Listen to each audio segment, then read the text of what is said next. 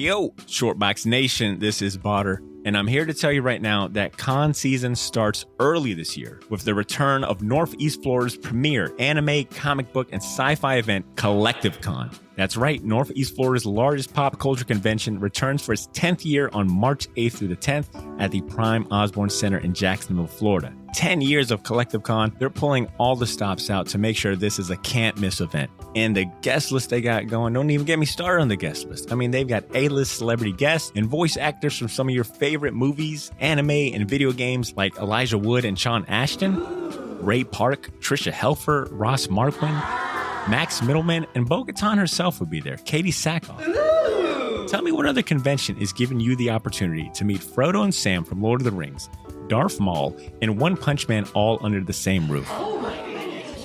Only at Collective Con.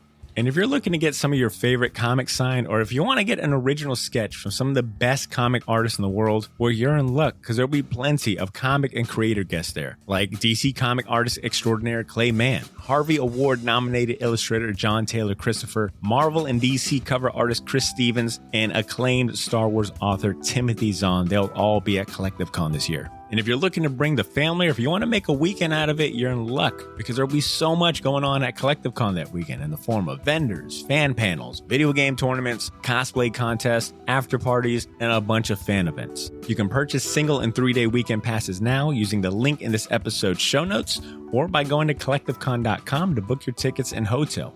Buy your tickets now, and I'll see you at Collective Con, March 8th through the 10th.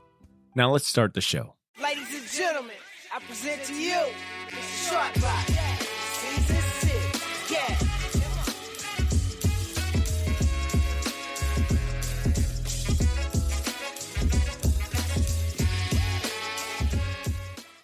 Yo, Shortbox Nation, this is your host, Botter Milligan, chiming in before the episode officially starts to welcome all of you to a special episode this week. If you listened to our previous episode, which I highly recommend giving a listen if you're someone interested or curious about getting into comics as a new fan, but I hinted that we'd have something special lined up this week. Here we are.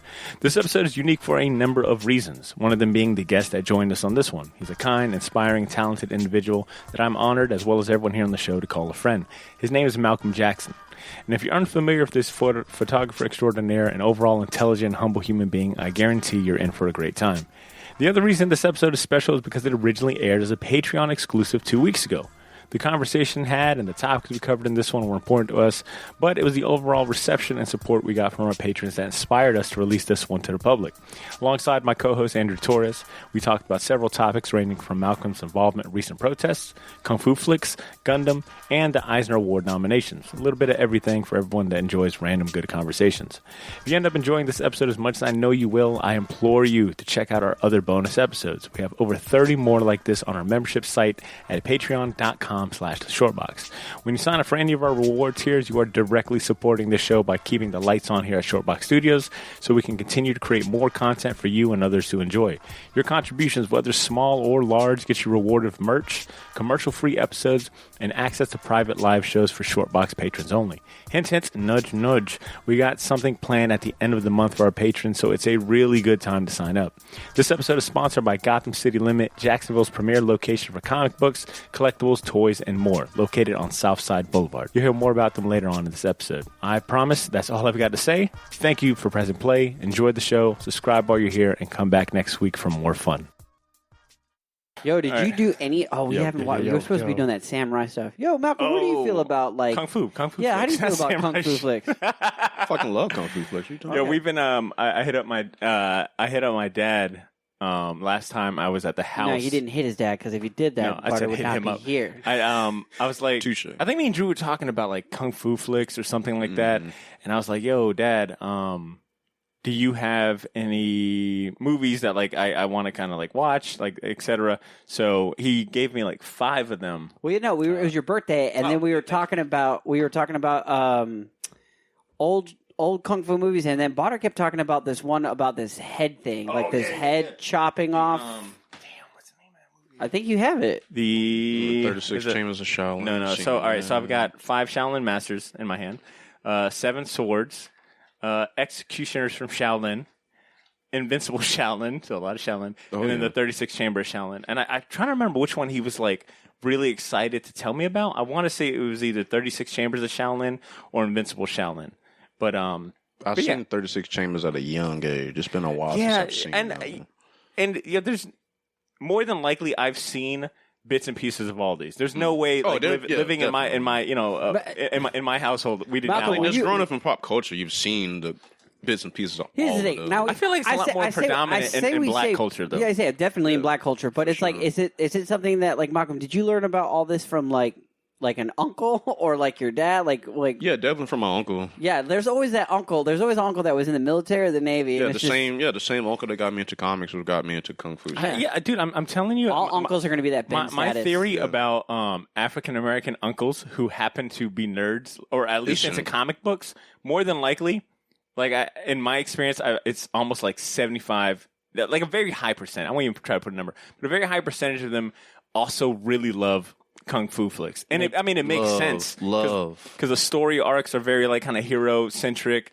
Anything with action, anything kung fu or martial arts related, best believe I get some type of YouTube link saying, "Hey, you need to watch this shit, son." Like, like I remember when Ninja Assassin came, like he was begging, like I forgot when it was, like he was like, "Hey, I don't care if you're doing homework, you're coming over here to watch Ninja Assassin." This Assassin was so that was sick. Incredible. Oh my god, I loved like just the small little story of like the guy's heart was on the opposite side. Yeah. So that to me was just like a little detail that you're like, all right, and then later it comes back up and you're like, oh fuck, this is actually kind of cool how they do that. And the way they throw ninja stars is fucking ridiculous. Yeah, that shit was wild. It was so gory, but I love it. Do we want to officially start our show? Because with these bonus episodes, they don't really start until the music. Oh yeah, like our song comes on. DJ BBB, play that shit. And this is kind of different, Malcolm. And I mean, when it comes to these bonus episodes, me and Drew have built this tradition where we play grocery store music. Yeah, we basically play grocery store music that can also be found in like Now That's Music CDs. There you go. Very like Jock cheesy Jams, like Jock Jams exactly. 20 to like, and I don't know 85. I don't know why we do it. I think one day I was like at the grocery store for hopping on the mics with Drew, and I just couldn't get this fucking dumbass song out of my head. And it's just become a recurring thing where every time we meet up to record these bonus episodes, just do one little lyric. It's like an inside joke. Yeah. Have y'all done Seal? Yeah, that'd be a good one. No, but this one's special because we got maybe the flyest motherfucker in Jacksonville with us. So it's kind of... Thanks, man. I appreciate it. That was like ambiguous enough that like compliment of you. Both of us are here, man. Yeah. So it's only right that we took a detour from our normal, corny, cheesy Now That's Music for something like a little more fly. Yeah! Oh my God, yo. This song came out... They won an Academy Award or Emmy? They won a fucking Oscar. That's what it is, an Oscar. Performed the song and won it immediately. Yeah, they did. Remember that show they had, 36 Mafia show?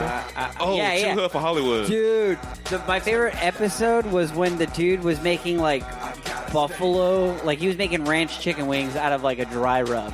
Oh yeah, like I remember he had the girl over and she's like, well, make ranch out of like the dry. That's not surprising. Like, yo, Memphis, Tennessee is like a big barbecue hub. Yeah, it's have you ever been to Memphis? I have not been. What about you, Malcolm? Dying to get them. It's on my bucket list. Wasn't it Adam that went to Memphis, or was it? No, yeah, it was Nashville? Adam. No, Memphis or Nashville. It's one of those. It's like a music hub. Yeah, I remember like Adam they're went. Both. So and he was like, Nashville is country, Memphis is blues, and I think it might have been because that's imagine going to a record shop there.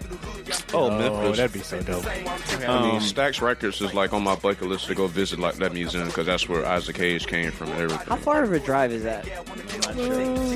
But look, I'm gonna say this: I would never get tired of the song. This is one of my favorite, definitely my favorite 3-6 Mafia song, and probably one of my favorite instrumentals ever. This is you know what's so great about this song is that like just if this is definitely a song for the your drink around me, believe your drink gonna get drunk up. Yo, it's like motherfucker, but it's like all right, I can't even hate. All right, let me go ahead. I'm sorry. Yo, Shortbox patrons, welcome to a bonus episode. Welcome, the elite. Yes. Ooh, wow. I was actually thinking about maybe at some point releasing this as a general, but yo, we just got to let them know. Our Shortbox patrons have. Yeah, I'm sorry. That always brings me to that joke where you're always like, yo, You know how many people have asked me, like, yo, why isn't Drew on, like, any of these episodes?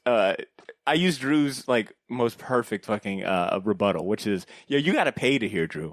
Like, you got to be a Shortbox patron to hear. I was right. People Drew's come and get voice. a cup of coffee just to hear me talk. But, yo, Shortbox patrons, welcome to a bonus episode. Yes, I might release this at some point. It's just that it's very rare that we get Malcolm on a episode. I'm trying to remember the last time we had Malcolm. Malcolm, maybe you can help me, but the only memory that comes to mind is that first time that had you in the Bonsoir boys on the show, which was a lot of years Dude, ago. Malcolm's like the Yeah, watcher. man. He just shows up when important shit's about to go down. Pretty much. I mean, yeah, I think that was like the first official time I was on the podcast. Was That's it? like 2016, probably. But did you come on again at any I point? came on because I went over to the crib just to chill on the couch, and I talked about theme parks for like 10 minutes. What episode was that one? I can't even Bro, we have like remember over the 300 name. episodes. You're trying to ask me some True, bullshit, true. bro. All right, real quick, only because it was a quick search. The Bonjour episode. Is it I'm sorry, Bonsoir? Yeah, bonsoir. Bonsoir. The Bonsoir episode, Drew. Try to take a guess at the episode number or at least a time frame. Episode 55, 2000. When did we start this podcast? 2012. Late. 2014. Good guess. What about you, Malcolm? Do you It remember? was definitely 2016. Ding, ding, ding. Okay. I won't even knock points if you don't know the number because the number's kind of a nerdy thing. All right, just give me, is it 3 digits? Yes, 3 digits. I'll say 175. Ooh. Not bad. It is 139. Okay, that's July 31st, 2016. The episode is If this is like Bonsoir. that, Yeah. if this is The Price is Right, you would get to go up and like talk for. All right, you know what, Malcolm, you get to pick the first topic. we're Shout gonna out, talk I about. want to shout out Big Steve. A little Yeah, that was the first time I think I had officially met you, Jordy, and Stan at the time. Yep. Damn, 2016, bro. You guys are it's been like, a minute, here's the boy. thing, y'all have It done has a lot indeed since been. then. I've But- done a few things since You know what? we are here today. I mean, it's a bonus episode. It's been a minute since we put out a bonus one. Me and Drew decided to go and switch this up. I know patrons, you guys are normally used to just hearing me and Drew for the most part solo on a lot of these bonus episodes, but we wanted to switch up the format, start inviting some guests on the Shortbox studio. And I wanted to invite Malcolm, man. A big reason why, and, you know, if I'm being fully transparent, is just that, Malcolm, I have seen your face, your picture, your posts a lot in the past week in a positive way. You know, with the many protests that have gone on, with the several protests that have been happening in the past week or so, I've noticed that you've been a part of all of them. It's safe to say, like, all of them, you've had great words to share. And I think it's safe to say, if for those that really know you, that you are not a man of many words, but when you do have words, they are very impactful, they are truthful, they are insightful, and they're always appreciated, man. So, All right, do me next. Do me next. Yo, what do you got? They're like, yo, that was such a good one. Yo! yeah, gas me up, gas me up. my turn, right? yo, it is Yo, Drew, your hair is always pulled back. I'm like, you're wearing a shirt. Yeah, that's funny as fuck. But I mean, aside from that, and just being a really good ass friend and someone that I enjoy talking nerdy with, I was like, you know what, Malcolm would be a great first kind of like bonus episode guest. I would not be surprised if Malcolm was like, yo, I'm the next Immortal Iron Fist. I'd be like, damn, like, where you at? Like, I went to Kumar for a minute. Not surprised. So Malcolm, I'll go ahead and say. And real quick, of course, I got Andrew here with me. Of course. Yeah! Shortbox Slip patrons. back, baby. Let's go. Shortbox patrons, only the best for you guys, the elite. Yo, that's pretty good. Like, I'm gonna start calling the elite Shortbox Nation. Yeah, the elite. Gotta put that in the emails. Gotta put that in the emails. The elite. Don't even call them Patreons anymore. Like, yo, what up, Elite? Yeah, the elite Shortboxers. But Malcolm, I'll go ahead and kind of start off with you real quick. We ain't got to spend too much time. We can get into the nerdy and fun stuff. How have you been, man? How are you doing? How have your experiences in the last week been?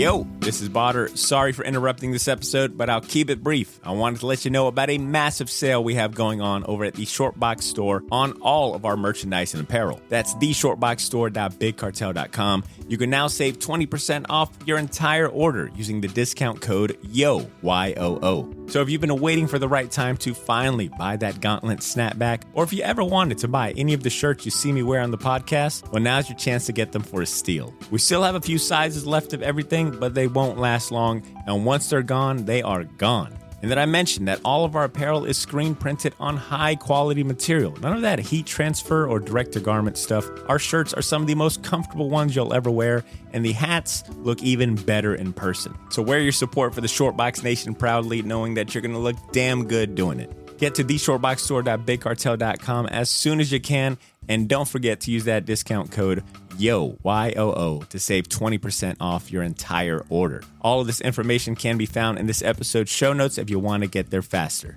Thanks for not pressing fast forward. Now back to the show.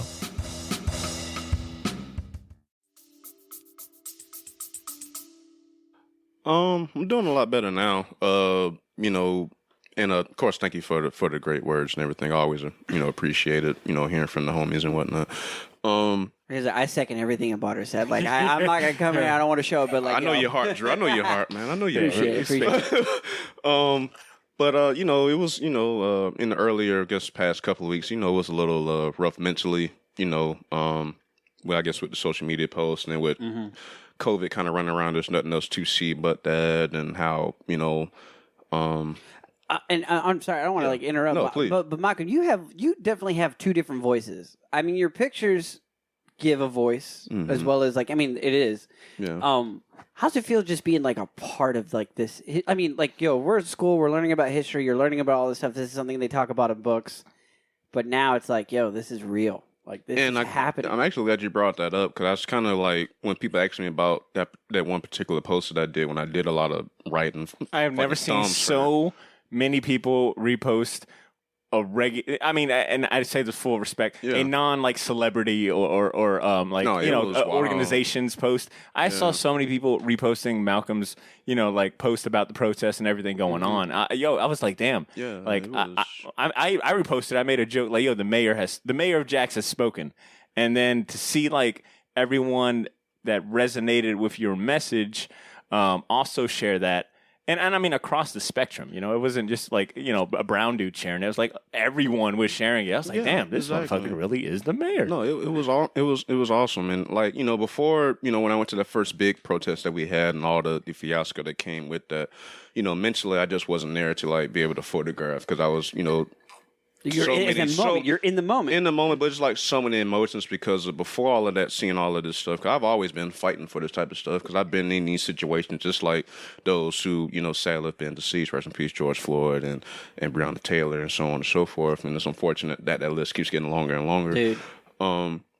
But, when, I finally stopped becoming numb to those ideas, and they just started hitting me full force, and then being there, I couldn't photograph at all. Yeah, I would to be in that, and just it'd be hard to just kind of take yourself out of the moment just to photograph. It was just there, and the energy was weird, so I was like, no, I just won't photograph. I'm just going to protest and march and hit the front lines and just, do my part, because this is something that has always been personal to me. Which is definitely courageous, because the thing is, you don't know how that's going to go. You go in there with just this idea, it's going to be good, but then, you have no idea. You're just trying to go do your job, and then, when it really hits you, it's there. And then, I kind of put it in the back of my mind, it's I started thinking of this idea that us as photographers probably hold some of the most power in the world, because we control any narrative on this planet. Dude. I can make you a superstar, or I can make you a villain by the way I photograph you, right? Yeah. So we should have that same power when we don't have a camera. So I said, well, instead of using my camera to fight as a weapon, just fuck it, I'll just use myself for a change, and just, if I put my personal experience to that and probably use that power instead, then maybe the message can be reached. And I was very, very, shocked by the response I got from that. But it also opened me up to be more free, that I was able to photograph on Saturday. And, I post those photographs, and then that same response resonated. But there's a lot of people who said, I didn't fully understand what was going on until I saw what you actually said. Damn. And that was pretty cool. That's really good. To know that, people do care what I have to say, which is shocking to me, but whatever. But it was an honor, and it's a fight that's going to keep on fighting. Once the protests start, that's when the real fighting goes on. But just thankful for all that, but still thankful, even through those times, I listen to Short Box as a regular listener, just like anybody else. So, commend you guys again for, keeping some light during some rather dark times for most people in the Hey, look, man, I don't think I had, and this is like all on me. The patrons are definitely. We were having this conversation about it. Well, because me and you have been talking about it. Yeah. Well, I was talking about.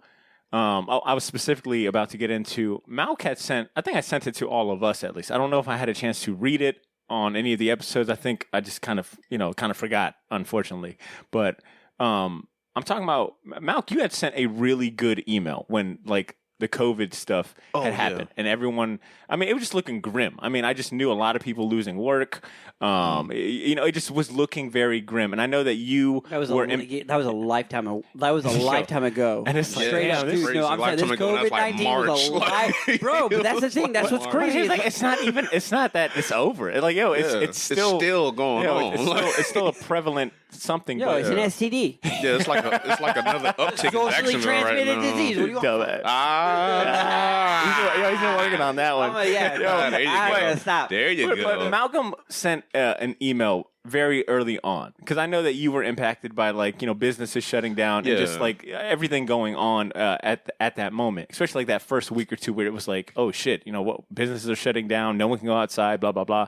Mm-hmm. And you sent a really inspiring email.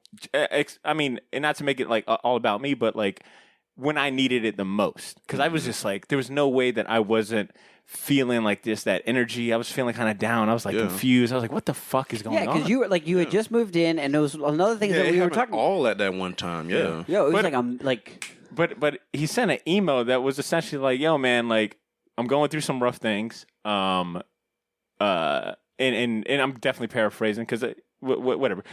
I'm going through some things. I wish we had Malcolm on the show. I'm going through some things, and the Short Box, is giving me some light. It's a good light in these very dark times. And I remember I was like, you know what? As much as I want to take a break because I just can't really handle all this pressure, that was one of the motivators among many people reaching out, yo, keep it going, man, keep it going. That I was like, damn, man, if this thing give someone some sort of relief in these dark times, then damn it, let's keep going. And I think, Who can relate? Yeah, between that and then, what you're saying about the photography amongst these very turbulent times and with protests and Black Lives Matter in the forefront and being a nationwide conversation, it's been inspiring to watch folks like yourself, and close friends of the show, such as Austin with Threat Supply and Warren with Bard of Darkness, use their platforms and what they have just to give some light in the world, man. I mentioned them because I wanted to give them both a shout out. Yeah, definitely. And me and Austin, we're talking about some potential collaboration stuff to help them with a project. Oh my God, I'm ready for that. Dope. I'm going to call it Lethal Weapon. I mean, I'm calling that Lethal Weapon. And I want to specifically give them a shout out because, in the sense of Austin Threat Supply, with him putting out the Blackout Jags hats, all of those proceeds going to Black-owned businesses.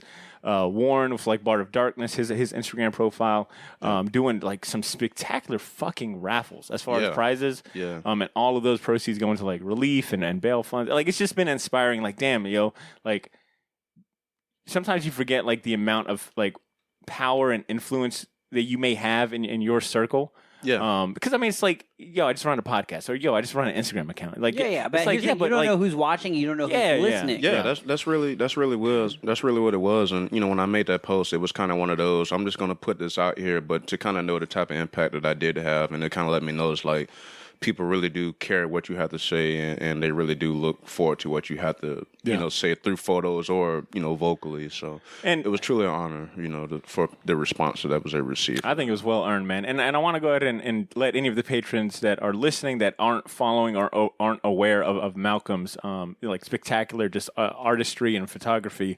I know that a majority of your work is on Instagram under your profile, Malkjax. That's MALCJAX.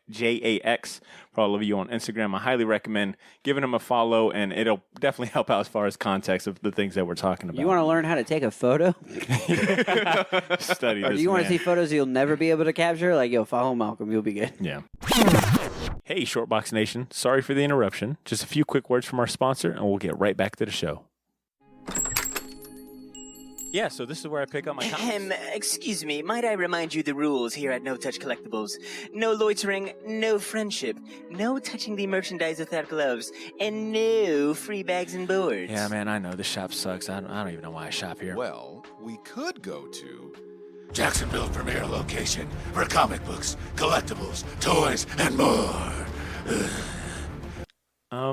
You okay? At Gotham City Limits, you get 10% off comic books in your pull, 20% off trade paperbacks and hardcovers, 10% off high-end figures and statues, and free bags and boards. It's practically criminal. And that's why Gotham City Limits is a place of the people.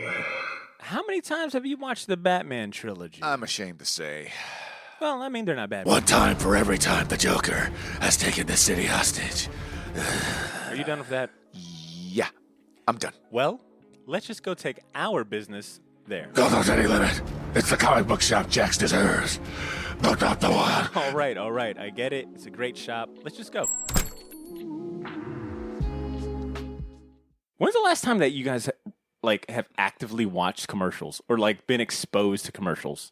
And I know it's a very random segue, but I asked because I've been watching Raimi. Commercial? on Okay, are you talking about ads or commercials? Oh, yeah, that's a good question. Because ads, I wait 5 seconds. I was going to say the last commercials I I was exposed to was watching The Last Dance on ESPN.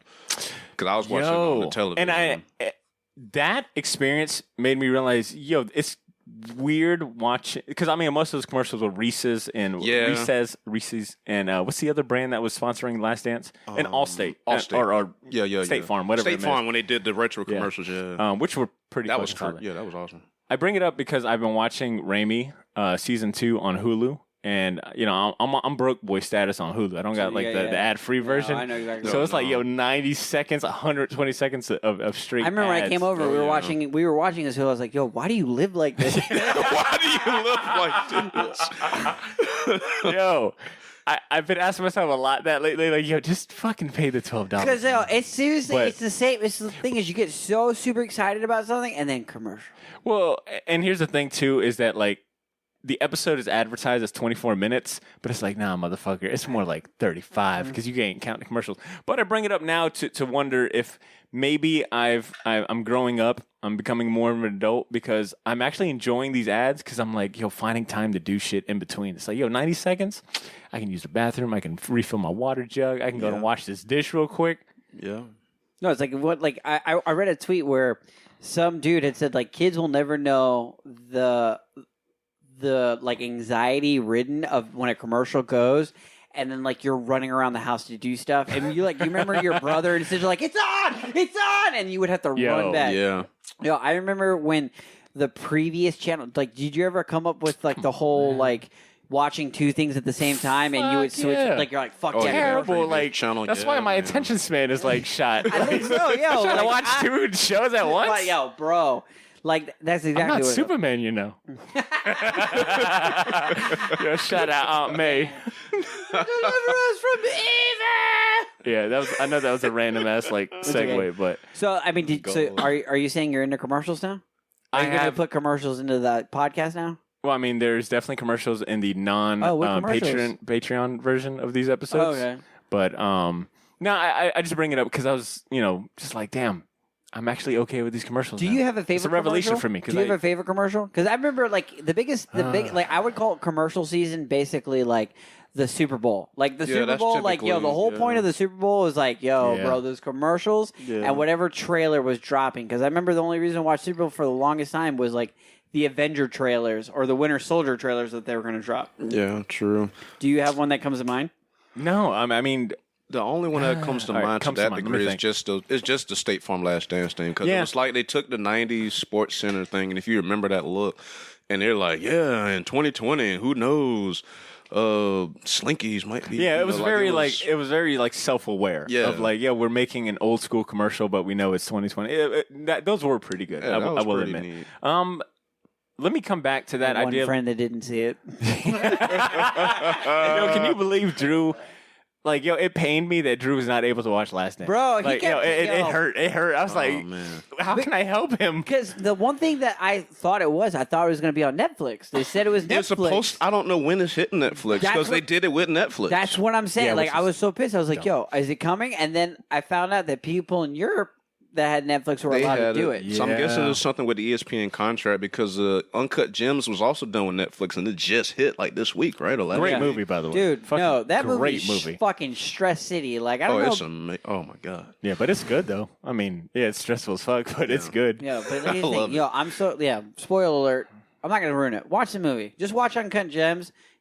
Turn off your phone and just watch it. If you can survive the first 5 minutes, you're good for the rest. I think Because those Adam first Sandler 5 killed are it. intense. Oh, that's his best role, period. Wait, who? Adam Sandler. I thought you said Kevin Garnett. I was like, yeah. Oh, yeah. He was actually kind of Kevin Garnett as Kevin Garnett. Yeah, he was fine. and to our patrons, as per the usual, you might hear a couple glass clinking, a couple ice cubes stirring. You know the vibes. Yeah, this episode is brought to you by, what is that, Knob Creek? Knob Creek. Knob Creek whiskey. Drew is killing the last bit of it. No, I saved Like a some. I saved selfish some for our motherfucker. guest. I'm killing I saved some for our guest. Yes, sir. All right. Well, let me ask. Let me ask another. Let me ask something else. When's the last time you guys have been in the shop? And Malcolm, I'll start with you. When's the last time you've been in the comic shop? Okay, so the last time I've been in the shop, Granted, was real probably quick, it's only been open like 2 or 3 weeks. So yeah, no, it was before the reopening. So I probably went right before Ben closed it down. That's my main pull is at a Gotham City Limit. Shout out, man. spent a lot of money just to support. I was like, Yeah. yo, I gotta support my comic shop. Yeah, I love Left with a Batman statue that's like, Yeah, light work. It's nice though. No, I love Ben. No, so it was right before the quarantine when I've been last. Kind of my shop has kind of been getting a little bit hectic. I haven't been able to get back. I'm gonna try to get back there this week because the Lord knows there's no telling what the fuck my pool looks like right now. I think me and Drew have been. Yeah, I've only ever been to the shop with you. Yeah. So we went back Like to last Gotham. 2 weeks. Yeah, and I bought a couple of issues, and like every issue I bought so far, like I was really like pleased with everything that I got. So nice. I think the last thing I bought was I recently got into Far Sector, the new Green Lantern series that's underneath the Young Animal imprint. Yeah. I mean, you're talking about that. And I picked up one of the Marvel Legends Age of Apocalypse figures. Nice. Bro, Marvel Legends it's like, I'm too old to be buying these figures at this rate. But goddamn, some of them are so fucking good. I know. They Like, Have you guys seen the Space Ghost Rider one or Cosmic Ghost Rider? I haven't seen that one. like- Dude, the Cosmic Ghost Rider, like anytime I go to Target and I walk by the toy section because I'm a goddamn man. no, it's just like smart shopping. Yeah, I'll just walk by. Well, here's the thing. I honestly walk by because I'm like, yo, if I find any of these like old school, there's a Star Wars figure that everybody's looking for. It's a Boba Fett retro action figure. So if I ever find that, I'm just gonna pick it up because it's one of those like super expensive like aftermarket prices. But like you said, like a lot of these Marvel Legends, like I was like, oh, okay, this is cool. And then on top of that, Marvel will be on some fuck shit because then they're like, let's make it like they did in the 90s. Like, let's give it that old school packaging. Oh, especially like the retro Marvel Legends. Yeah, and shout out to like Bart of Darkness, Warren, because he has made me like Warren and Austin because of the fact that they have such a high respect for like graphic design and how packaging is. Yo, that thing is fucking sick. That thing is beautiful.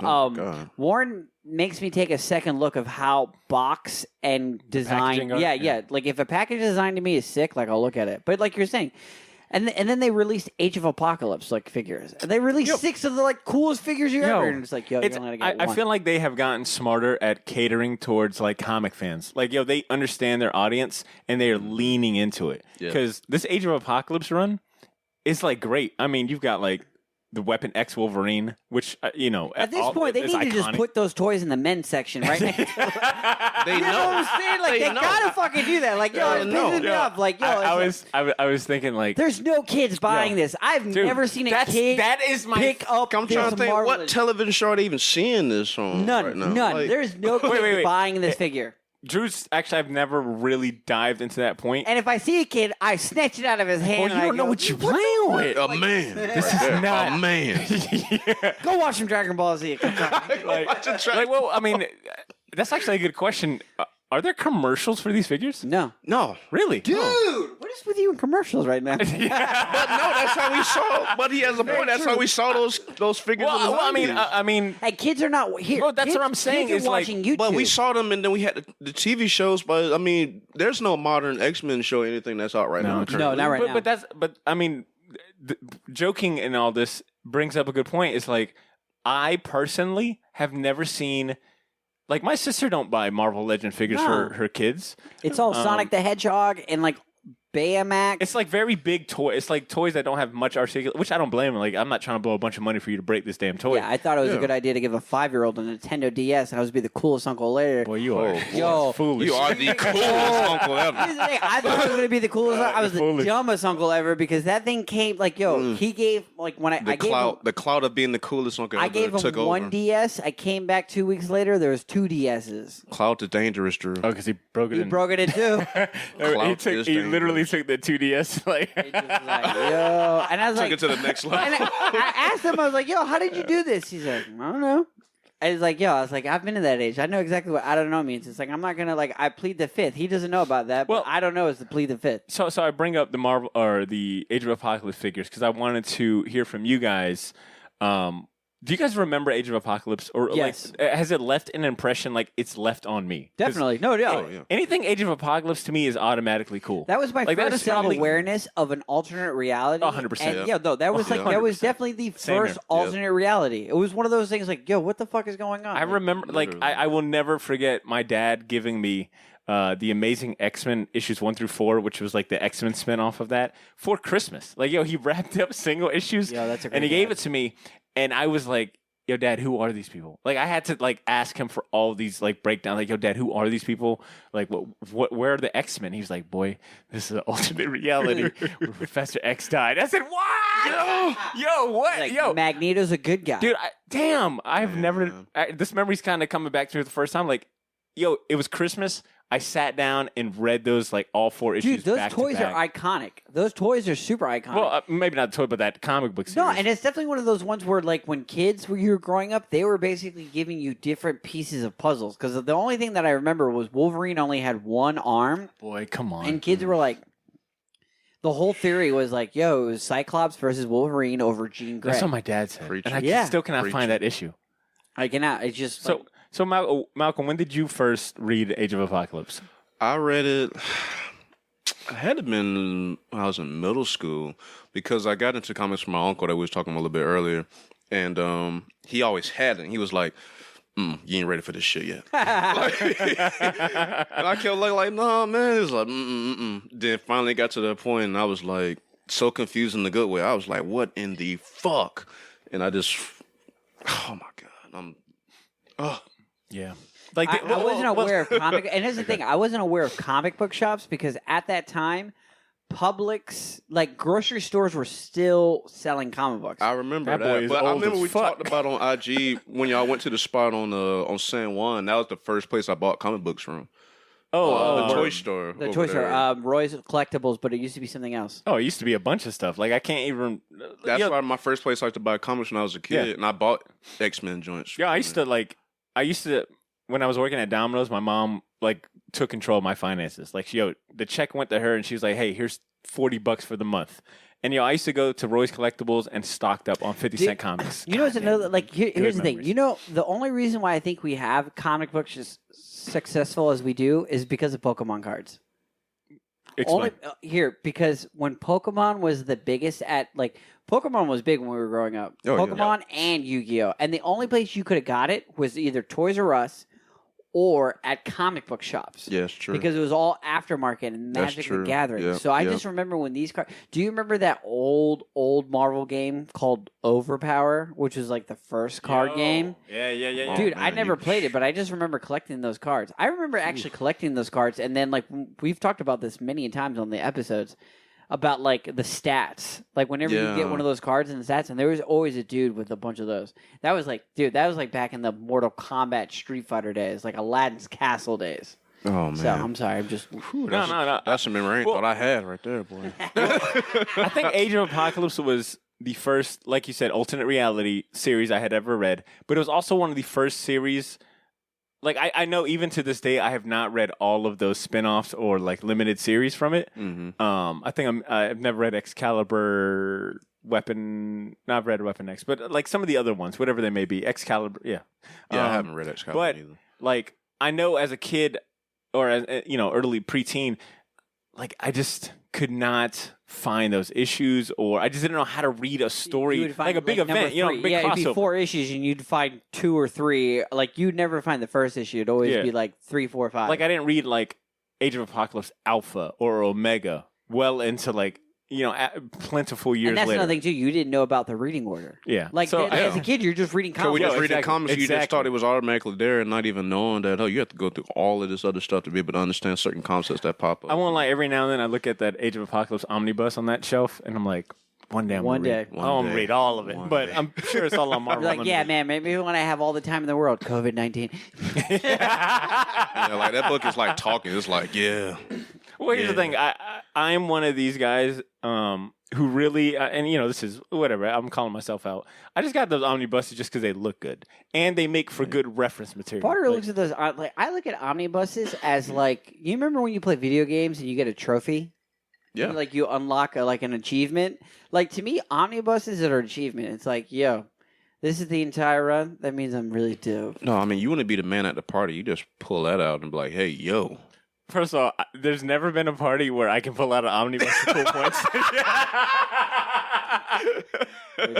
like maybe one day. Well, that giant what's that giant is it 75th anniversary Marvel book that we got that you have too? Oh, the Marvel giant, 75 years. Yeah, 75 years. I pulled that out. Oh, plenty of action. That's Paul Rivera, right? It's Paul Jenkins and Paul Rivera mostly that do all that, right? No, Paul Rivera only did the cover. It's mainly a collection of a collection of the Marvel, best of Marvel stories. Which I mean, there's some good ones. Okay. In there. And it goes like all the way through to up to the MCU and everything. Yeah. See, and to me, like with a book like that has to be a definitely like good read, because the fact that they have enough information and enough history that they're like, all right, let's put this together, and it's kind of like it's definitely like this 75 years. Omnibus is like the ultimate mixtape. Literally. Yeah, it's pretty good. Yeah, and I think they came out with like a second one or something. That's great. Well, here's the thing. We're going to have 100 years coming up. Oh, yeah. Yeah, soon, not too far. So I'm going to shift gears only because, Malcolm, you had... Oh, did I do a pun? No, just shift gears. Okay, got it. Yeah, I'm going to shift Malcolm, you had put me onto something this past weekend that I was not aware of. Which is Chick-fil-A. No, absolutely not. Which is a Gundam shop in Daytona that happens to be black owned. Which I mean, oh yeah, dude. When he showed me that, I was like, "What the fuck?" Well, first of all, I'm more impressed that Daytona still has a comic book shop. That's no. There's a dedicated Gundam store, and it's like a Gundam USA. Yeah, USA Gundam store. Dude, I've bought from that guy. I buy all my Gundam from there. Thanks to your ass buying me. Let me explain something. I am a huge Gundam guy. Very, very big Gundam guy. Was not buying plastic models or anything. Just watched the anime and then I bought the... You weren't about that Gunpla life yet? No, not yet. Thanks to this guy. Thank you. And then it just now... I got like fucking 10 of them. Bro, I don't know if I've ever told this story. Like, and this is like... Maybe this would be just a short box first.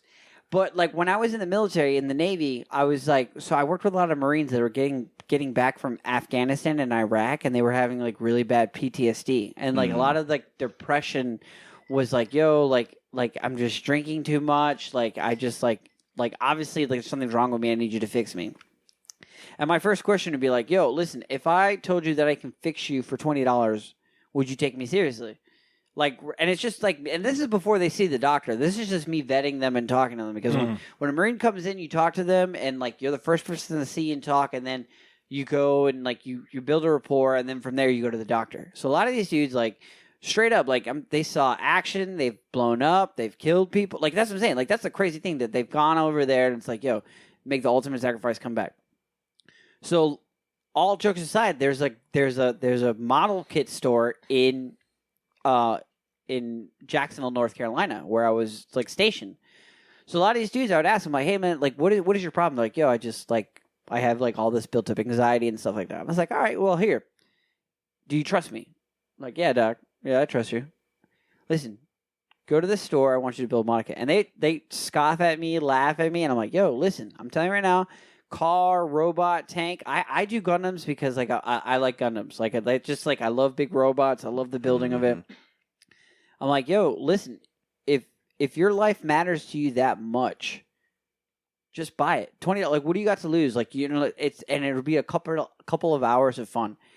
I'm telling you right now, like a lot of these dudes, like we're like kind of like joking around on it, but then a lot of them were like really into it. Like they're like, yo, this is like the best 3 to 5 hours I have ever been. It's just, and I told him, I was like, listen, all I need you to do, go there, pick the coolest one. You don't have to watch. I'm not telling you to watch anime. I'm just telling you to pick one that you think is cool looking. Put on your favorite album.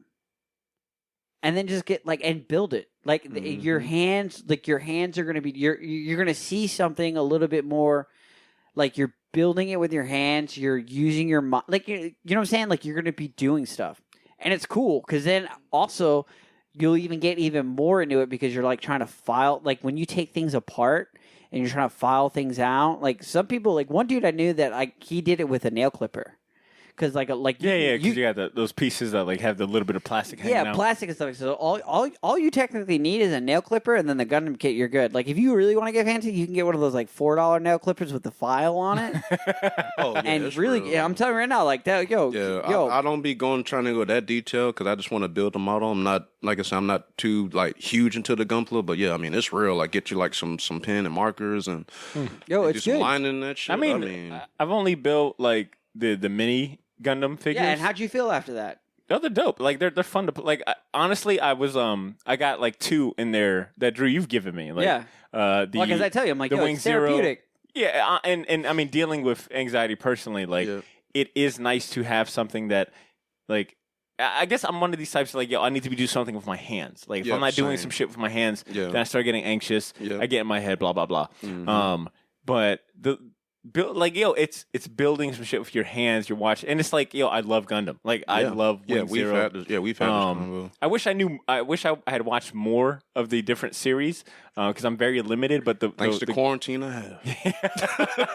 Yeah, I started One Piece, so that's where my thing is, and we've talked about that. When the fuck is Netflix putting it on Netflix? Yeah, I've been waiting, dude. Netflix had announced that they're going to be getting. I think it's supposed to come this month in June. Yeah, yeah. So, it might be the end of June. But I don't know if they're going to have English or I think they'll have Japanese. But I did end up seeing my 2 model kits in the closet. And I was like, you know what? I'm gonna build them. Did I give you the full size? I gave you the RX. Yeah, because you have a Wing Zero and an RX 72. Yeah, so you're good, bro. I got one of those. I got 2 coming to the house right now. But no, I didn't know about this shop in Daytona. Oh yeah, sorry. Let's get back to the reason. That's a good compliment. So yeah, it was like the first Gundam shop that I saw as far as like in the States. When I was in Japan, and it's solely Gundam. They solely sell Gundam. But they have like other anime kits. That guy ships to everywhere. Like ships everywhere. Like first, like when I got back from Japan, because I had brought like some Gundam kits back that I gave to other people, and I was like, I didn't get one for myself because it was like a pilgrimage. When I saw the RX-0, aka the Unicorn Gundam, like that was the closest to tears I've came since like the 5th grade. Did you get the original like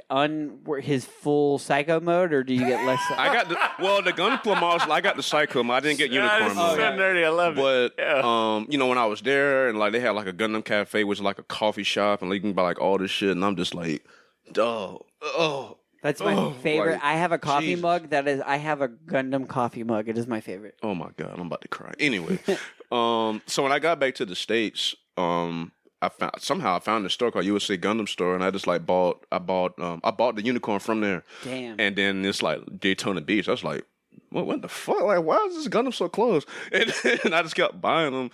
And then, of course, as have times I came around, I just seen like this whole like, hey, yeah, USA Gundam, the Murphy family's been running this generations and all this shit. And it's like a wife and son. And I'm like, well, what the fuck? Like, is it black owned?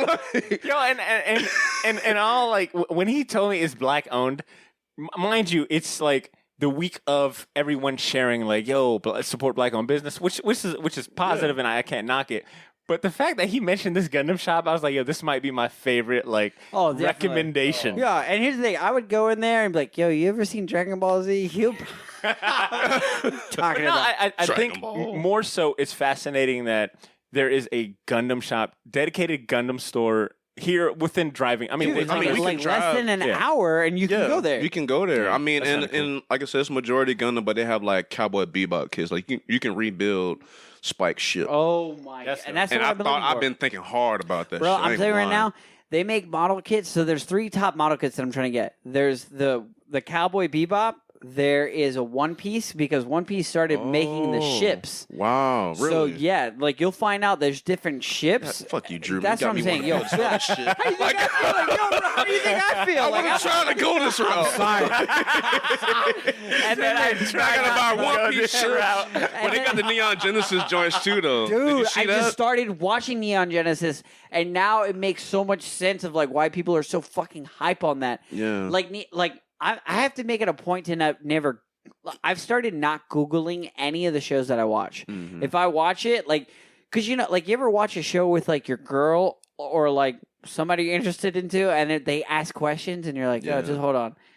That's what I need to start doing. I need to start practicing what I preach. But Yvonne, was it Yvonne? Evangelion. Have you watched it, Butter? I watched it like when it came on Adult Swim. Yeah, many I've years watched ago. it a few times, Okay. and And I've I- watched like the was too OVA deep. joints. Now. Like it went over my head. I mean, Dude, granted, I was like a now teenager. here's the thing. Now where you're at, and the fact that you can like understand concepts and basically read into like how deep I'm something smarter. is. yeah, I'm I just think smarter. even like as again with times today, I mean, it might even be even better. Definitely. now. Have you rewatched it? The last time I rewatched it, this is 2020, so it had to been at least 2 years ago. The last time I rewatched it, but I watched the OVAs. I haven't watched the original anime. Okay, so can you quick, help with our listeners? What is the difference between an OVA? Like what is an OVA? Because I see It's that like a because serialized movie to me. Like okay, so basically it takes everything that was done. Isn't and yeah, they it takes just like shorten it. 10, takes like doesn't it- a certain amount of episodes and putting it to like. Doesn't it stand for like original video?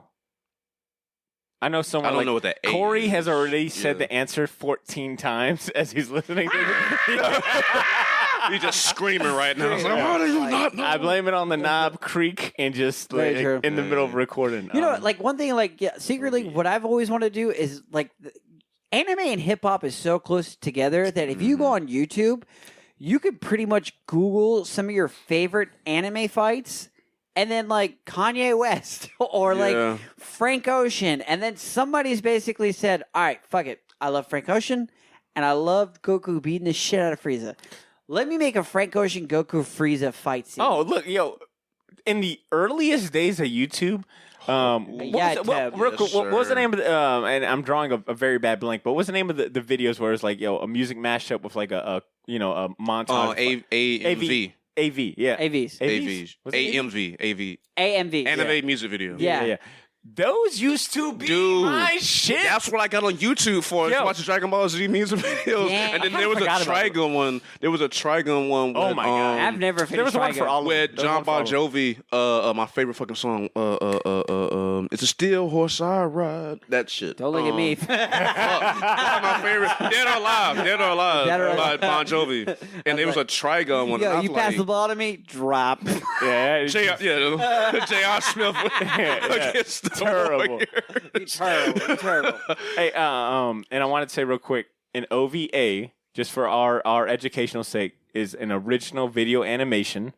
And it means it's referred to animation that is released directly to the video market without first going through a theatrical or television broadcast. Okay, So it's like it's basically straight to Okay, Straight to VHS. Straight to VHS. Or DVD, whatever. Okay, because the biggest one out of all the Gundams is Gundam Seed.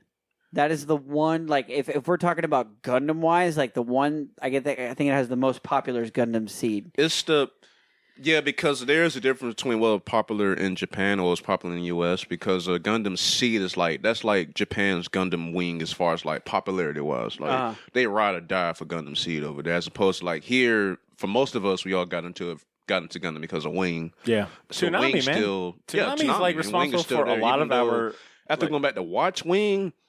To me, it personally doesn't hold up as much. I guess from watching other shows because a lot of that original trilogy.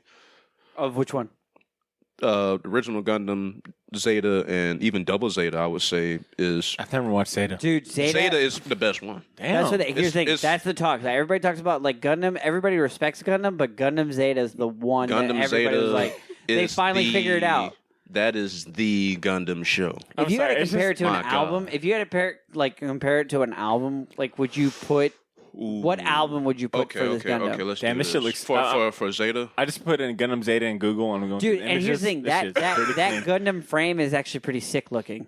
Well, I mean, I think all of the main character Gundams are always like they always got the same color tones, red, white, and blue. Yeah. Yeah, and you know, again, being a Gundam dude, like learning the history of why that even happened. So the original Gundam was supposed to have been all white, which is why the Gundam Unicorn is all white, because it goes back to his original ideas. Because I think it might have been Bandai when they bought the rights. They couldn't market an all white Gundam. They had to put colors to make it seem more heroic. Yeah, just like Spider-Man was red, red, blue, and everything. So that's why the original Gundam, even though they call him the White Devil in the anime and in the manga, it's not an all white Gundam. But that's why the Gundam Unicorn is all white, to pay homage to the original idea that the Gundam was supposed to be all white. I love the Unicorn Gundam. The Unicorn Gundam is, and it's a new type, right? And it's a new type. It's a new type, bro. Wait, so you can control that shit with your head. Oh my god! Shut up, man. So all right, because I didn't expect us to go on like this long Gundam. Yeah. What, you thought you were Yo, we're talking about the Ice Wars and we're talking about Gundam. I know we're talking about Gundam for like 20 minutes. Have you ever talked to I'm sure you're familiar with Corey Torgerson? I think we've met once or twice. Dude, Corey he's a bigger motherfucking Gundam. He is a Gundam Zaku. Right now, he is listening, and he's probably already said he's probably sent me an email comments. right now. Actually, Corey, that'd be dope. You send an email to just correct us. What do you think about the Gundam, the Delta Gundam right now? I was like, all right. Damn, all right. I gotta check out Zeta because is that the next one after the original Gundam series? Yep. Okay. So it's the next one that came out like in the 80s. So it has like that 80s style, but it is extremely dark. But it is. There's the one where they're like, "Yo, we can do it as a and looking back."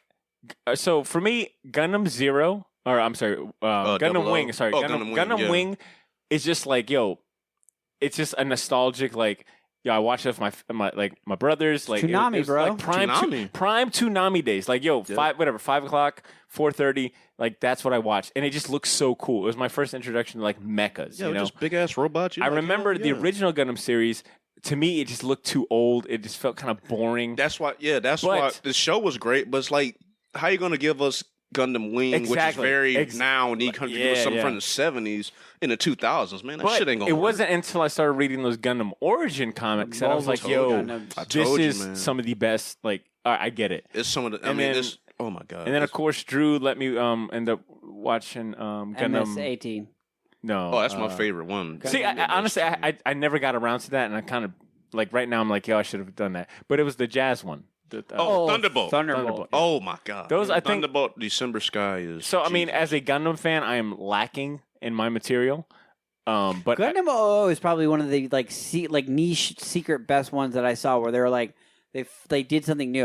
We're talking about all these different Gundams, but Gundam 00, Gundam 00 to me was so 00, yeah. 00 was so crazy to me because it dealt with a Muslim protagonist. It was the only Gundam series that was actually put like in our actual timeline as far as like it was like I think it was like a commentary on like it's definitely on 9/11 in Saudi Arabia and Iraq and everything. Yeah, Sentinel was like from Afghanistan and Iraq. He was definitely he was one of those he was a child soldier brought up in the Afghanistan war and was just basically like, no, I'm not gonna fight this war. I'm gonna basically end this war. I'm gonna end all wars by killing everybody else with a Gundam and shit. And it was one of the things where like America was like the American Federation was basically brought up as like the enemy, and it's just like it's so crazy how like things are. It felt like Star Wars. It's the most. Like, I if you kept like trying Star to tell Wars, people to that. Like, Gundam 00 is like Star Wars because it deals with the rebels of terrorism, and these guys are like, no, we're not terrorists. We're just basically trying to like stop all this oppression. But that's my whole thing with the Gundam idea in general, especially the original or the Universal Century, is that when you literally look down at it, it literally is Star Wars. It's just told from a different perspective, because you can look at both sides. You can say, I see why they're fighting. Like, I see why the Xeon forces are fighting. I also see why the Earth Federation is fighting, but the Earth Federation is not good. No. And Xeon obviously is not good. They're fascists. So, yeah. so it's like this great line. And that's what makes Thunderbolt so sexy, because then you're seeing it it's from... like, because it's like, it's so extreme. Yep. Between Thunderbolt and then reading the Mobile Suit Gundam Origin comic series, which right now I'm like, yo, you just need to go and drop the money on the rest of that. I told you. Because I only got 1 through 5, and I'm like, nah, fuck it. No, I remember you were telling me, like, yo, this is so good. Like, it was worth it. Between those two, the movie and then the comic series, I was like, it finally clicked. I was like, oh, this is like what they're fighting about. Because as a kid, you didn't care about, like, I didn't. You just wanted robots beating I did not care about the story. Yeah. So it kind of makes me want to watch. That's what made G Gundam so fun. Yo, remember fucking Endless Waltz? Dude. I think Endless Waltz 1 is one of the sexiest names for a movie. Bro. Like a cartoon movie. Period. Hey, listen to the thing. But do you remember the cover? I am Puerto Rican with a curl. I have the curliest hair ever, right? I'm telling you right now. This is one of the things where, like, there was a certain thing, like, because Heavy Arms was my favorite Gundam. Man. Yeah, everybody loved Heavy Like I Arms, was saying, and the way that the dude's hair was in front of his face, like, I remember my mom's like, "You want a haircut?" I'm like, "No, I want to curl my hair." But I had such curly hair that I could not get it to look like Homeboy from Heavy Arms, because he had it straight on his face. Yeah, it's a fucking anime. Yeah, that's what I'm saying. Like, realization now, like, it's just like, Not yo, gonna I get used 2D animation to so look much like fucking hair. gel to straighten my hair. It never worked. Like, and that's the other thing too. Like, I always thought, people are like, "Yo, I love Wing Zero." I was like, no, Heavy Arms, because he shoots everybody, and then when he runs out of bullets, he has 2 little knives that he fucks anybody up with. I was like, Gundam Zero was just like, what was the whole point of the wings? You didn't care. It's to look fucking sexy. Look at them fucking in wings, space. bro. Like, Yeah, the wings pretty are much. sexy. Yeah, I agree. That double it was a beam Victoria's cannon? Secret model. I agree. In hindsight, it's like, why did this machine have wings? Like, very elegant, like, you know, like, like the way they were just like, Yo, it's like, yo, what were they made of? Like, No, I have no idea. I have no idea. he was like Archangel. Yeah, but he Yo, was literally. fuck. His double beam cannon will fuck. And that's the Yeah, thing, double too. beam cannon It was wasn't crazy. until I was older that I kept looking at Tall Geese and going, "That's kind of a sexy gun." Oh, Tall Geese. Oh, I love Tall Geese. Tall Geese, Geese that number shit 2 is is my Great name. favorite. Once again, anyway, yo, yeah. Corey, you're welcome. I think Corey's got to be like a future guest, just like for the gun, straight for the Oh Gundam. man, you might have to bring me back for Yeah, that. we'll definitely just talk about him. Let's move on to another topic that we've got, a comic centric one. Yeah, finally, I know. A comic-centric topic. The 2020 Eisner Award nominations are in.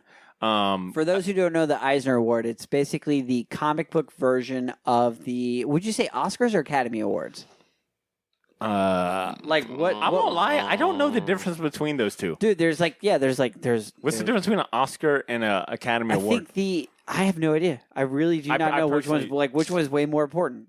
I think an Oscar is probably Cesar's more- losing his mind I right now. think when you were talking about earlier, I think if we had to break it down politically, even though we're not political people, I think the Oscars would be the popular vote, and the Academy would be the electoral. What's the one that Kevin Hart basically was not allowed to do? The Oscars. The Oscars. yeah. Okay, so I mean, that that's the one that people care about more. I mean, Okay, look, so that's the big one. It's like any of these award ceremonies. prom or, I'm king, sorry. prom queen type Yes, shit. any of these award kind of organizations, but for comic books. And I think I want to say we had covered it in depth in a prior episode. The episode number doesn't come to mind, but essentially it's just to pay homage to Will Eisner and how he helped kind of bring comic books to the forefront, to the mainstream forefront. And it's just because, Will Eisner's a legend, so they're named after him. But yeah, just Google his artwork and you'll be enthralled. the organization that nominates these, and it happens during every San Diego Comic Con. It's been that way for a lot of years. The panel that nominates these comics and whatnot are comprised of like comic book creators, comic shop owners, like comic journalists, just like people that work in the industry. It's not fan voted, like fans or just ordinary citizens don't vote on it. It's voted by, it's an industry kind of award. And they've been doing it for many years. If you just type in, Will Eisner Awards, you'll see, a plethora of past nominations and winners. But for the sake of this conversation, the 2020 Eisner Award nominations are in. So that means, usually around this time is San Diego Comic-Con time frame. That's when they announce the winners. I just wanted to go through just the listing. I sent all of you guys a link to the nominations. Which I did not read. And I guess I just didn't realize how many categories they have. Yeah, I didn't realize it was that deep. Yeah, me neither. Yeah. And the best part is that they cover so many different things. I mean, from like categories such as like best continuing series, limited series, new series, best writer, penciler and inker, cover artist. They'll even do like comics related periodicals and journalism. They'll do like comic related books, et cetera, et cetera. Like they really cover every aspect of comic, from like your periodicals, your weeklies, like your anthologies, your graphic novels. Like they do a good job of like just, this is the premier comic book award event.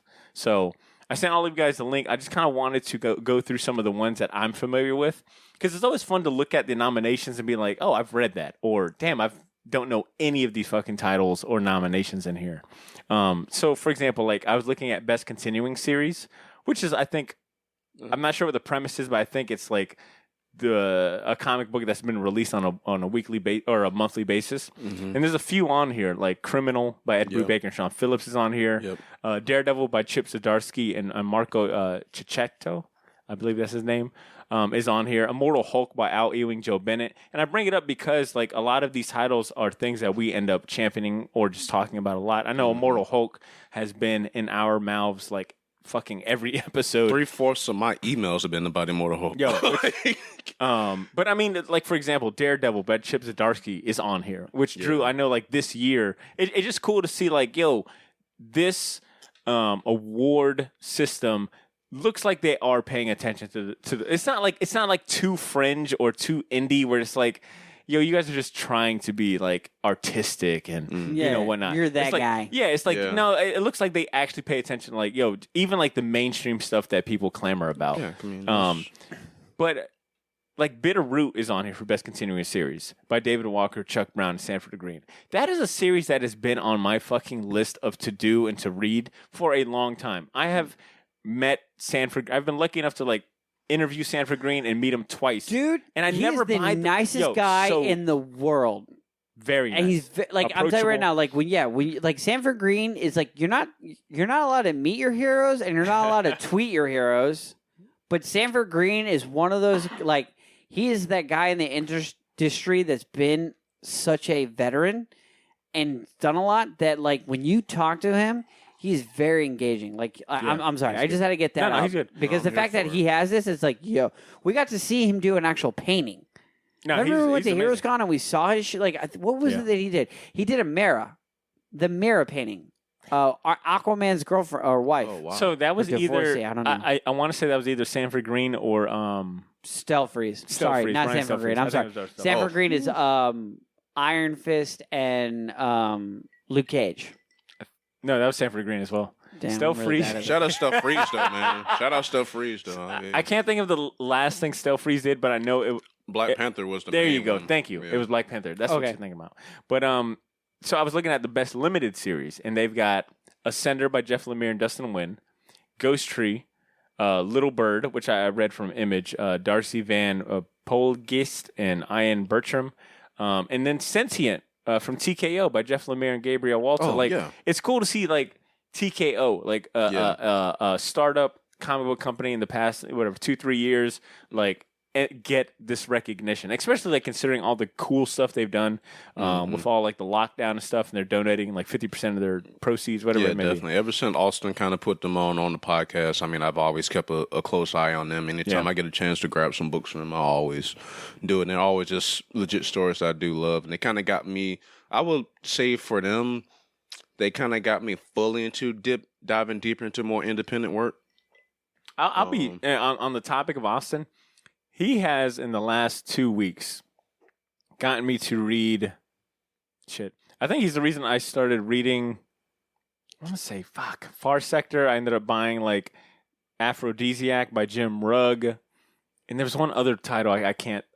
Superman Smashes the Klan. I just started reading that.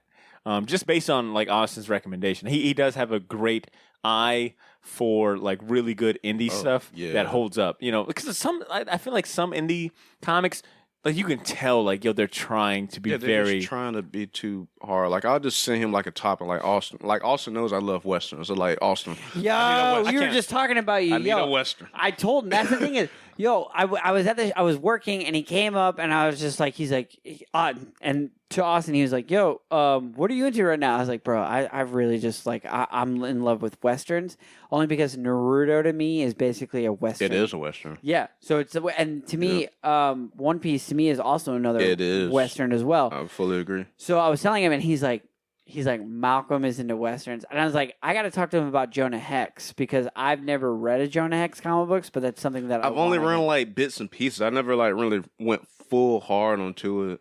And then I love the Seven Sins, which is also by TKO. And then who's dropped? Is that Jeff Lemire that's finna drop a western? Yeah, no. Ed Brubaker, and John Phillips. Yeah, Brubaker. Yeah, that's I can't. I think that one's called. Wait for that. What is that called? I want to say it's called Pulp or something. Yep, that's what it is. Pulp. Yep. Which is a cool name for like a western. But is there anything on this 2020 nominations list that like you guys have read or has kind of piqued your interest? And for those listening right now, I more than likely will and have put a link to the nomination list, the Eisner Award nominations in the episode description. Just click that link and you can follow along. I would say Daredevil. I've read Daredevil. It's good. I think Chip Zdarsky deserves the respect and stuff. I don't think he's going to, like, this is just my personal opinion. I don't think he's going to win anything for Daredevil in the sense of, like as much as it is good, he's not really doing anything new as much as he's just making Daredevil like, yo, why do you like Matt so much? He's like doing that. Fucking Immortal Hulk, though.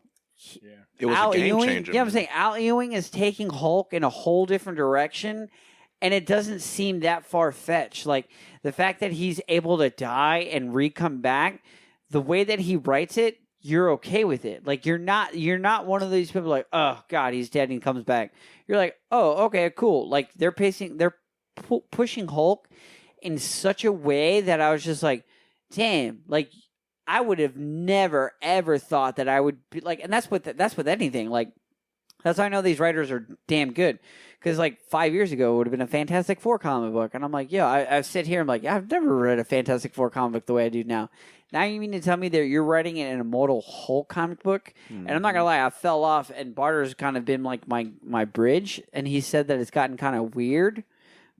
Like, no, it's gotten, like, mad weird. But that's the thing I've accepted is, like, yo, they're just going to push the weird boundary. They're going to push that. Yeah. They're going to push that. Well, speaking about Chip Zdarsky, so not only is I've noticed that he is his Daredevil series is nominated in the Best Continuing Series category, but he's also nominated for Best Writer as well. And what they've got listed here is White Trees by Image, Daredevil, Spider-Man Life Story. Oh, I fucking love Spider-Man Life Story. I think honestly think he'll win just alone on that Spider-Man Life Story because to me that whole thing was just outside of Immortal Hulk, I've reread that like I think I said this on one of your live podcasts when we talked about Born Again for Daredevil.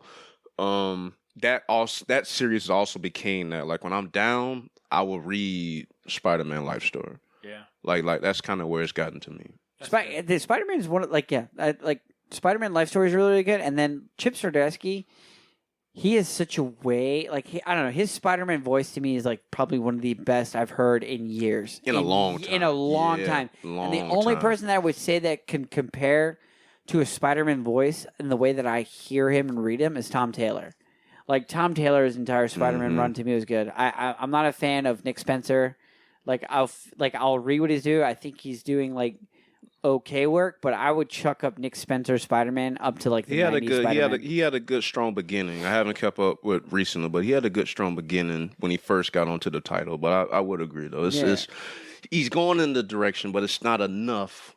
He's up there with Michael Bendis, where I'm like, he's like, I can understand that. Yeah, I'm like, eh. So I was looking at one category that caught my interest was the best new series. And when it comes to these nominations, personally speaking, it's hard for me to like. You'll see these nominations in which you're, at least for me, what I'm looking for is titles that I've read or recognize.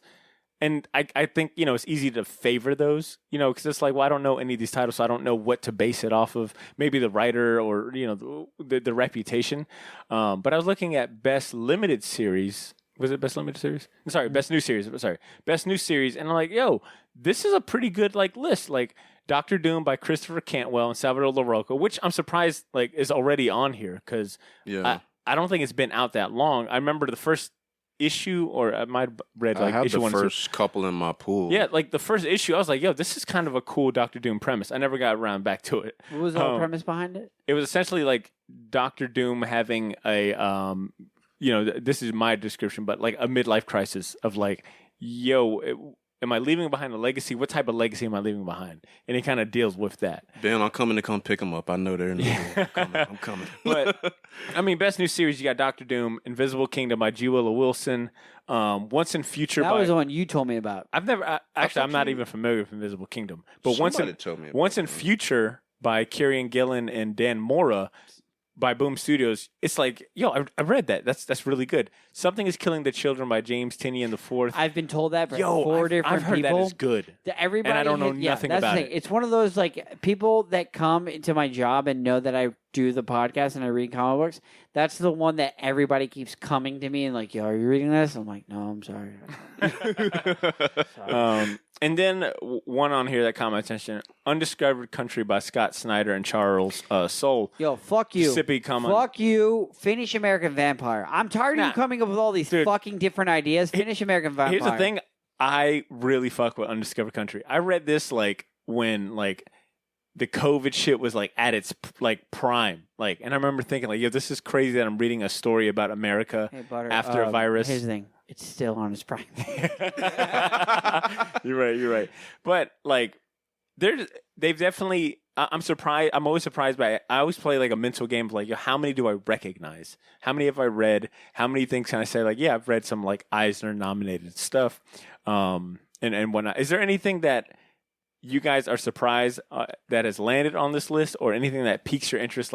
Shit, I need to read that. Any of Brian Michael Bendis' work, basically. Is he on here? Yeah, he showed up on Best Limited Series. Naomi. Yo, have you read that? Because I kind of want to read it because it's got David Walker and Jamal Campbell. Jamal Campbell does Far Sector, the DC. Oh, really? Yo, his artwork. Really? Actually, I don't want to misspeak because I'm not sure if it's a she. So I'll just say Jamal Campbell's artwork, period, I'm sure it's a guy, but their artwork is amazing. In Far Sector, it is so fucking good. So now I'm kind of damn, what is this Naomi by Brian Michael Bendis and David Walker? No. Yeah, I'm not too familiar. I'm sorry. I'm just Brian Michael Bendis to me is just no, dude. At this point, he should be an editor, not a writer. I saw a headline that made me laugh, and it was an hour before you got here. It was it said Bendis finishing his run on Superman, and I was like, that's just a funny. God. It's just a funny. It's just a funny headline because I'm I wonder how many people are yo, finally, But in all fairness, have you read Brian Michael Bendis as Superman? Yes. How many issues? How far 3. did you get? 3? 3 issues. And then that was enough to know that I was yo, Brian I only Michael read Bendis, the ones he put in issue 1000. Yeah, that's what I'm saying. Action Yo, Comics. that's what I'm saying. Brian Michael Bendis, yo, I'll give him where respect, I'll give him where respect is. But a lot of these writer and artists, most of these writers, to me, I would chalk it up to a lot of these basically performing music artists. Some of them have good hits and some of them don't. Jay-Z, how many albums did that dude have? Out of those albums, you have some good hits and you have some don't. Brian Michael Bendis to me is just his name sells comic books, but he's not doing anything that's fucking cool. Basically, anything he does is just pissing people off, and he has no respect for any of the other contact. But we're at a time now where none of that shit really does matter. Just tell me a good story. The way that Adams is yo, just tell me a good story. It's yeah, I kind of want to tell me a good story, but I kind of want you to do it in the way that there are certain rules you need to follow. Brian Michael Bendis doesn't follow those rules of continuity. Yeah, just continuity, just anything that he does. It's yo, I get it, but it's just yo, get the fuck out of here, bro. Like, I love bringing up Brian. Here's the thing, and that's another thing is, at certain points, I will go and read a Brian Michael Bendis comics. I will not read him. I'll read him just so I can fucking talk shit about him. Have an informative for the sole purpose. Yeah, just the sole purpose. I read it just so I can talk shit and be like, "Yo, this sucks." Malk, is there anything on this nomination list that you're surprised that you've read that you're like, oh, I've read that, or is there anything that piques your interest? One that I kind of started to read, I'm gonna kind of go back that I didn't realize that made the list was the Harley Quinn Breaking Glass that made a best publication for teens. Yeah, what is that? So it's this retcon ordeal where Harley Quinn is basically like in high school. Okay. And is she Harley Quinn or is she just Quinzel? She's Quinzel, okay. But she's acting like Harley, but she's Quinzel, just a blonde teenager. Yeah. And she gets hooked up with Mama, and then all hell breaks loose. Oh, okay. So it's like one of those. Yeah, one of those types. But it was really, really good. Who's writing that? Mariko Tamaki. Oh, and Takara? Yeah, Takara. And Steve Pugh, who also think he's on Best Inker. No, not Best Inker. Best Penciler on this list too for that same book. I just always thought I felt it was interesting. I try to find little interesting books that I can kind of, might be pretty cool. And I'm gonna Google that right now because Harley Quinn is interesting because of the fact that I think it's interesting how they're basically separating her from Joker. Yeah. And they're pushing her more of this, like, yo, I'm like my own thing. I'm independent. Like, when you kind of get to the basic ideas of Harley, I mean, you can definitely go, on a solo ride and try to have a really, really good character story on her that can kind of relate to today's times. And I kind of think that's kind of what this one is, because I think a lot of girls, if they understood it from this perspective, from a teenage perspective, I think they can understand Harley a little bit better. So that's probably why I kind of resonated with that series a little bit, even though I haven't finished it. But this artwork almost feels like, I know it's Steve Pugh, but it reminds me of like Lee Bermejo. Or Bijamo. That sounds real familiar. Yeah, he's the guy that does a lot of the Joker and painting style. Yeah. So this definitely reminds me of that. It's like it was that, and then what was that Black Label DC series that was a Harley Quinn joint? It was like a mystery joint. It's not the Harley Quinn and Birds of Prey, is it? No. It's a black and white joint. It's like a crime noir joint that they did. Damn, I feel bad. Damn. It kind of reminds me. It was like that same type of stuff you're talking about. I can't remember the artist and everybody on that book. But it was kind of like from that point. But it's like this one just felt better, and you kind of just felt more like, okay, this is Harley Quinn to me. It was funny. It like in this like these YA novels books that there's a bunch of them that are coming out. There's like a Batman one. There is. Like I see a lot of the advertisements in the comic books that I read. That's another thing that's really cool. They're really pushing that. I've seen that cover. This Breaking Glass. So first of all, actually, it was like was it Far Sector? I think it was Far Sector that I started to notice that DC has gotten at least that one issue. I think it was issue 6 of Far Sector. They have gotten really good at all of their ads in their comic books being DC books, which makes sense. It's like, yo, I don't want to see a fucking ad for Snickers. I don't want to see milk. Yeah. It's like, I mean, as a company, it's like, well, if I'm going to put ads, let me just why am I not advertising other books? Well, I noticed in Far Sector issue 6 that every single ad page in that comic book was for a DC comic, but primarily these YA novels. And I know I saw this Broken Glass one because I was thinking about, like, yo, that is a dope-ass cover. Like, I like the art style on this cover alone. Yeah, because you would never think it's a YA. You're just this is pretty cool. And I think that's kind of cool that they are, like, they've got a dedicated line of books or comic books for the younger generation. Because to our, we were joking about, like, Marvel Legends. Like, we've never seen an adult play with it. I don't know too many. Every time I go into the comic shop, just personal experience, I don't notice very many teenagers or young people younger than me in there. It's always to add to that. When I go to Target, I never see like any of these kids. So an old man looks. So like, kudos to DC for thinking, ahead of like, yo, we've got to we got to start targeting the younger demographic because we need to keep these books in hands. Like, and the fact that they're so accessible and they'll show up in libriaries. Like, here's the thing, I can go to a high school. I'm not going to go to a high school library. That's weird. But I'm saying, if for whatever reason, like I woke up and I was like going to high school, I can guarantee if I go right now to the high school library, I'll find more comic book related stuff than I did back when we were growing up. Yeah, it's a great time to be like, a nerd. The only thing I could have got back in the day was Captain Underpants. Yeah. But me and Tony Iupi was talking about this last week over just catching up and having beers, and we were saying like how much more like comic book content is in the library, and like how much great shit is there. Like, hey, look, it's incredible. The downtown library location here, oh like my God, their graphic novel section.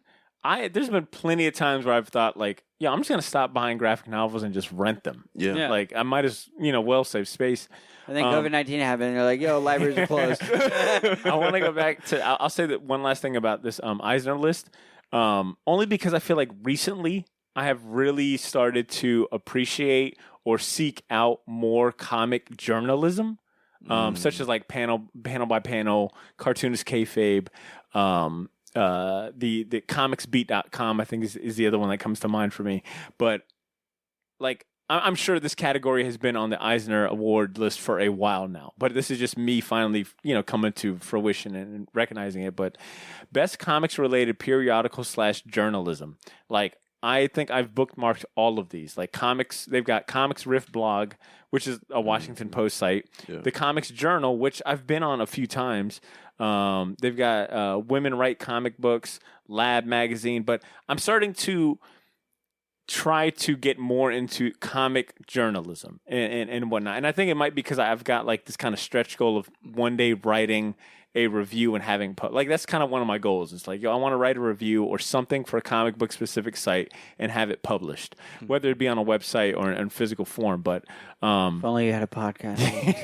I mean, but like you know what I mean. Like I want you're to. Right. We're not legit. But it's like I brought it up on last week's show. Hey, Shortbox Nation. Sorry for the interruption. Just a few quick words from our sponsor, and we'll get right back to the show. Yeah, so this is where I pick up my comics. Excuse me, might I remind you the rules here at No Touch Collectibles? No loitering, no friendship, no touching the merchandise without gloves, and no free bags and boards. Yeah, man, I know. This shop sucks. I don't even know why I shop here. Well, we could go to Jacksonville premier location for comic books, collectibles, toys, and more. You okay? At Gotham City Limits, you get 10% off comic books in your pull. 20% off trade paperbacks and hardcovers. 10% off high-end figures and statues. And free bags and boards. It's practically criminal. And that's why Gotham City Limits is a place of the people. How many times have you watched the Batman trilogy? I'm ashamed to say. Well, I mean, they're not bad. One time for every time the Joker has taken the city hostage. Are you done with that? Yeah, I'm done. Well, let's just go take our business there. Gotham City Limit. It's the comic book shop Jax deserves, but not the one. All right. I get it. It's a great shop. Let's just go. With Shaggy Black, Who? Shaggy Black. Oh, yeah. I almost said like, "Yo, rest in peace," but like, yo, he's not fucking dead, idiot. Shout like, out he just moved, dumbass. Shout out to Austin. But I mean, I had asked Ashley, Ed, and Shaggy, like, "Yo, what are some comic book journalistic or periodicals or just websites that you guys frequently visit, like to read? Like, well, how often do you read comic reviews or comic book editorials or just like write up? Like, when's the last time you've read those? Editorials? I read them or something like that. I mean, I go comic book roundup, or I mean, for me, Twitter. I mean, I kind of find it all through their reviews, everything. I go to Reddit. I honestly go to Reddit and I see way. the most interesting thing or whatever you tag me in, and then YouTube is another one. Like YouTube is YouTube is underrated with that shit. Yeah. Well, I mean, what's the last one that like how frequently do you watch those reviews or editorials of things? Because I think for me it's like Reddit. I always champion fucking the comic book subreddit, and I think it's because I like to actually read the opinions of real people. Because for a long time, it's just been like kind of like, well, of course you're writing an editorial. Of course, like you're going to sway one way. But if Joe Schmo's comment on Reddit, whatever, I might relate to it more. But I've kind of shifted my mindset of like, no, I need to start paying attention to actual writers, like people who can that have a mastery or a level of craftsmanship with the English word and like how they approach comic books, or like I think it's just because I'm starting to enjoy comic books being so popular. I like to see the academic approach, where it's like, yo, let me tell you why this comic book is good outside of telling you, yo, it's really cool, you should check it out. Yeah, besides the art and writer, let's like really talk about like why. What's the commentary? What are they talking about? Yeah, exactly. So I think just personally, as a podcaster and someone who reviews things, I've been wanting to get more serious and better at reviewing things and then being able to write about things. So I'm looking for more periodical and journalism. That's just that's just for me right now is where I'm at. It's like, yo, I might not read nearly as many comic books, but I want to read people who read things about people who write about comic books and why they're good, So it's kind of cool to see that some of these lists on here, some of these things listed on here for the Eisner Awards. Have you ever heard of Wizard? Yo, and that's the thing I brought up was like, I feel like I fell off of that after Wizard stopped being published. I mean, yeah, granted, I'll go on Newsarama, I'll read like Bleeding Cool articles and things like that, but I don't read the editorials or like, yo, here's my write-up about whatever, fucking... whatever, the 70s comic books or whatever it may be. Like, I'm usually just reading a really cool headline. Like, yo, what? Marvel is buying what? So-and-so? Yo, DC's doing what? So that's just kind of my thing, I'm at. I fully agree. I mean... You're looking at me like, Andrew looks around dude. the room. Yeah, like, yeah, dude. Yeah, bro. You love comic books? We get it. Cool. All right, so how about we wrap it up? Because you love comic. How about we want to wrap up this show with an impromptu champion season? Mal, I think, Drew, correct me if I'm wrong, we normally don't even do none of our segment. Like I said, like these bonus episodes are a chance for me and Drew just to be like, yo, bro, if people were to with the... email us and be like, yo, you know how many segments y'all started and didn't finish? Yeah, but... Don't go back and But like I listen said, our bonus episodes are normally just very like loose structure. We don't really do like the email segments, the champion seasons, the breaks, etc. We just kind of go through it. But with you on the show, I wanted to have some dedicated time to hear some of the things that you want to champion, some of the things that you're reading, watching, reading, whatever it may be. What do you want to put a spotlight on? What do you want to champion? Yeah. So I mean, most of them is music, and I probably got a Gundam in there somewhere, of course. But the first one I want to champion was Freddie Gibbs and the Alchemist Alfredo. For the album, I guess like 2 or 3 weeks ago, and the comic book that's coming out because I bought it. Number 1. Mike Del Mundo. Mike Del Mundo doing the artwork on this shit. Have you seen this? No. What is it? First of all, Freddie Gibbs and Alchemist put out an album called Alfredo. It is definitely for like, yo, you got to be really kind of. It's not a very beginner hip hop. Oh, I've seen this cover. Yeah. Oh, I bought that cover. Oh my god, I've seen this cover. Okay. So they announced this album coming out, and then Mike Del Mundo apparently worked with them to come out with a comic book in celebration of the comic book. the comic book. Michael Del Mundo a one shot. I don't think he's doing anything current. Correct me if I'm wrong. So when I saw this, I was like, yo, if Mike Del Mundo is doing the artwork, that's your dude. That's your dude. He is awesome. And the fact that he loves hip hop as much as I do, and the fact that he's like involved with like a premier fucking Freddie Gibbs and fucking Alchemist. Like, that was an instant buy. Sounds like a Starboy like thing.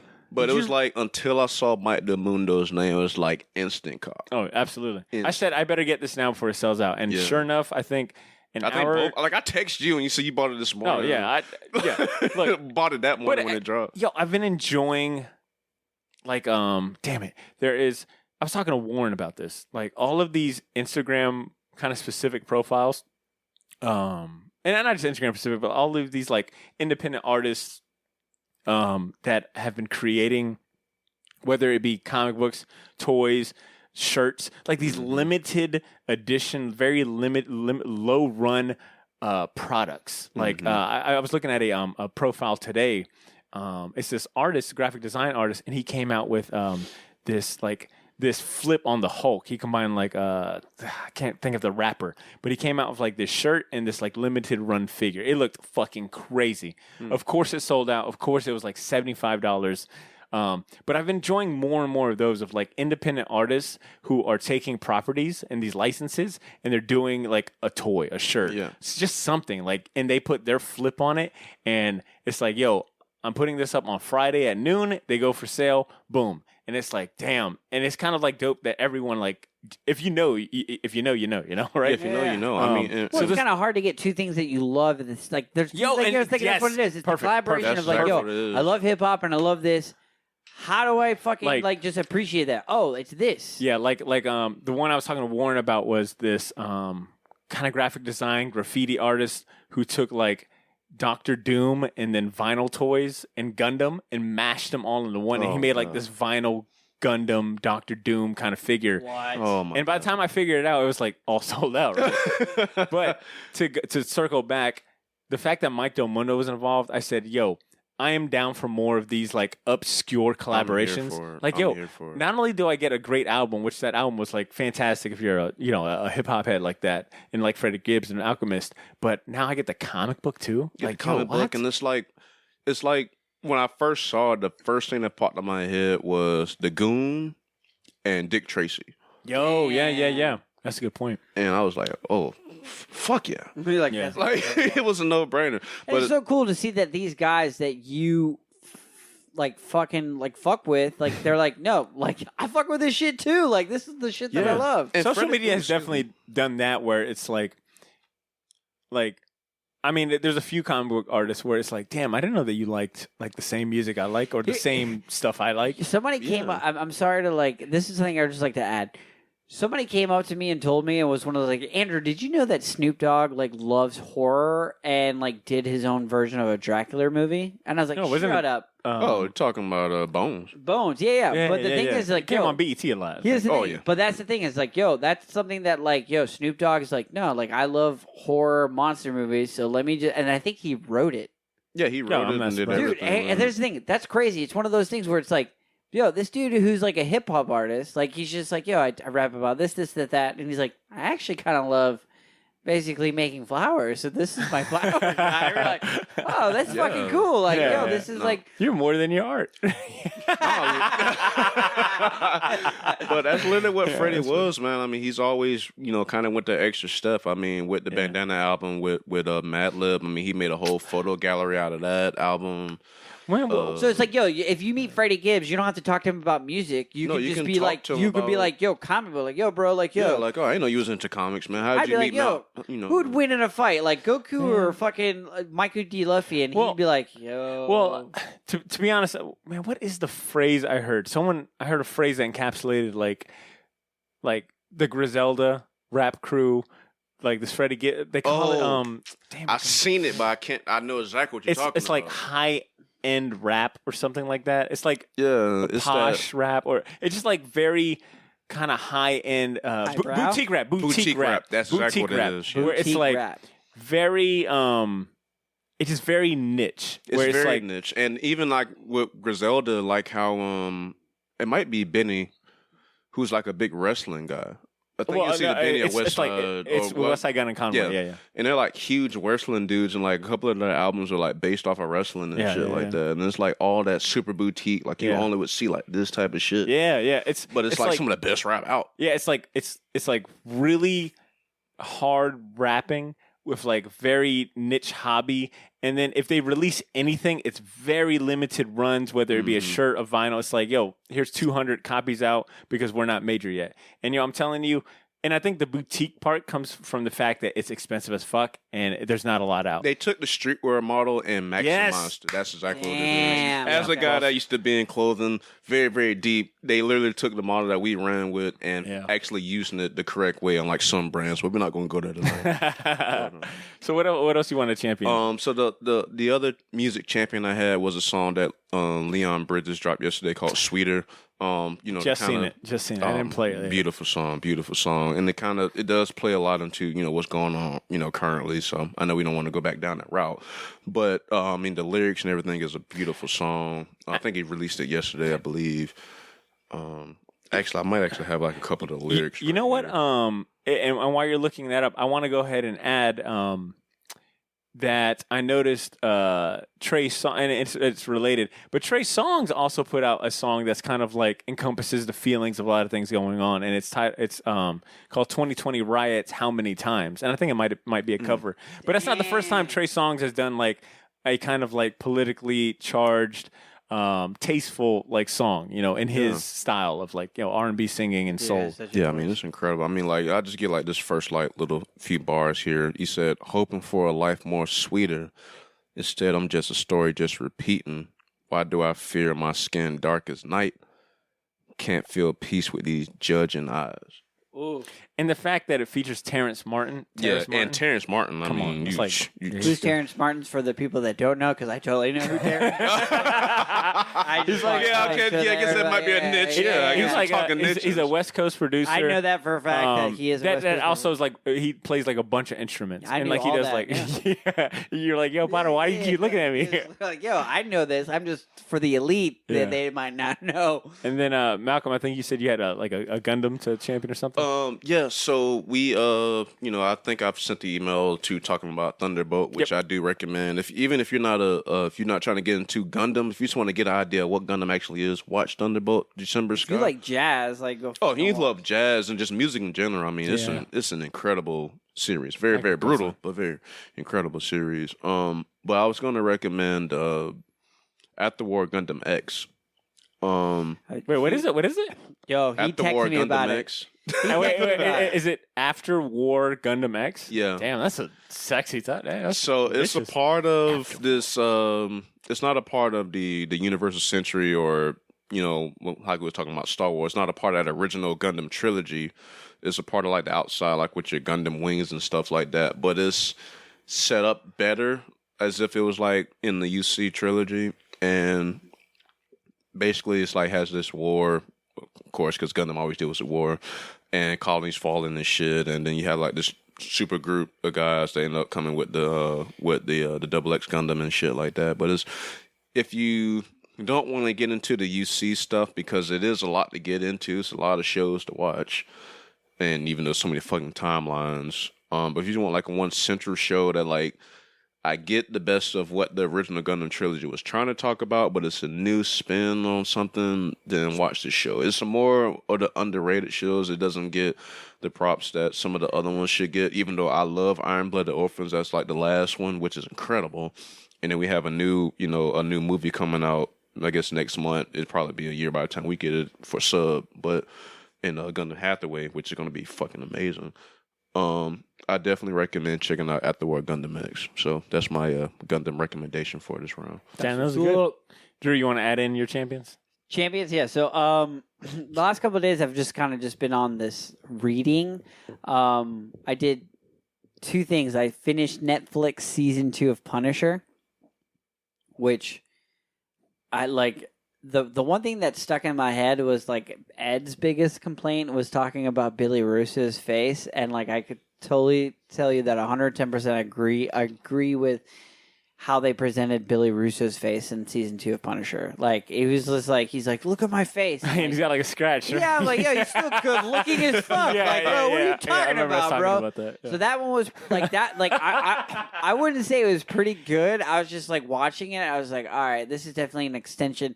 It definitely did one of those where I'm like, you did not need all these episodes. Well, I think that's everyone's gripe with all of those Marvel Netflix series. Doesn't exist anymore. Like that was the last one. Like it's never gonna happen. There's no more Netflix Marvel. Yeah. But I'm saying like the ones the plentiful amount of series that we got. Everyone's complaint was that it's too long, which I agree. Remind me real quick, what was the premise for season 2 of Punisher? So season 2 of Punisher basically follows Punisher. He has a new life. He has a new name, and he's like basically like just traveling. He goes to a bar, sees this girl being messed with, decides to like step in, and then he gets caught up in like whatever she's got going on, and then it ends up being like this big thing. I won't lie to you. I don't remember if I've seen Punisher season 2. No, you probably haven't, because it's one of those like I want because I don't think me and you ever talked about it. I know for a fact you haven't seen it because it wasn't like a thing that me and you were basically heavily talking about. I think by then I had like fell off of. I wasn't able to keep up with like Luke Cage season 2 or Daredevil. No, I watched all the Daredevil. Oh, okay. Like Daredevil was like Jessica Jones. I think that was the mark of like okay. I think honestly after Iron Fist, in Defenders, I was tapped out. I was like, okay. You're like, yeah, there's nothing I really need to do. Yeah. So Punisher season 2 kind of deals with that, and to me, this is basically just like a continuation of a season 1. Like that's what it is. And they introduced a couple of new characters that were very interesting versus like not so interesting. Like I was just like, all right, like I get it. Some of it was okay, some of it was not so much. John Bernthal's characterization, his Punisher to me is actually a little bit like less violent. He was more like just like smart about things. Like I don't know, it's just definitely a different Punisher. Did you end up liking it? Nah. No, like here's the thing. I watched it and I was like, well, I'm already invested. Like I think I got like after episode 6, I'm like, yo, I'm gonna have to stay with it. After like, episode 3, I was out. Yeah. Then like I give you more respect for doing that because then you had some time on you. Like me, I ended up just watching it. Like, all right, I have to see exactly how it ends and stuff. And a lot of the stuff was just really, really weird. Like Billy Russo's characterization was definitely like off the wall. He ended up giving him they try to give him a love interest. That's what they were basically doing. They're like, let's give Billy Russo a girl that he's into, and like, let's see if like you root for this. Like, people. I was like, yo, I don't root for any of these people. Like, yo, you're a piece of shit. You're a piece of shit. Yeah. You're a piece of shit. So that was okay. So this gives me back to my other one. The one champion, or like I don't know, like let's just defeated champion is The Last Days of American Crime, which Netflix just Yo, can I see that? Yeah, definitely. Yeah, that looks it's Rick Remender crazy. and Greg Tuccini. I don't know what it is. It's one of those recommender. They brought it on Netflix, so Netflix was like, "All right, we're gonna make this into a movie." And I'm gonna tell you right now, the movie is fucking atrocious, and this book is not that good. Oh, Wait. Yeah. Wait. Back up. So okay.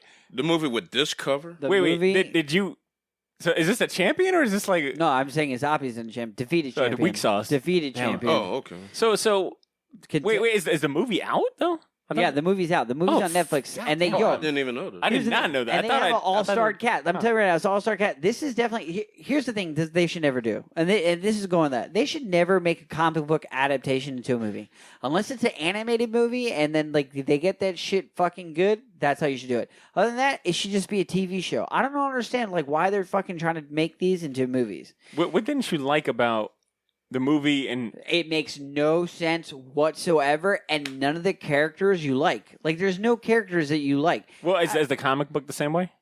Is it true to the comic book? How about that? No, definitely not. Huh. Definitely not. Like I'm telling you right now, you can watch that movie and be like, "What the fuck did I watch?" And then basically read this comic book and be like, "Oh, these are two different things." It is simply two different things.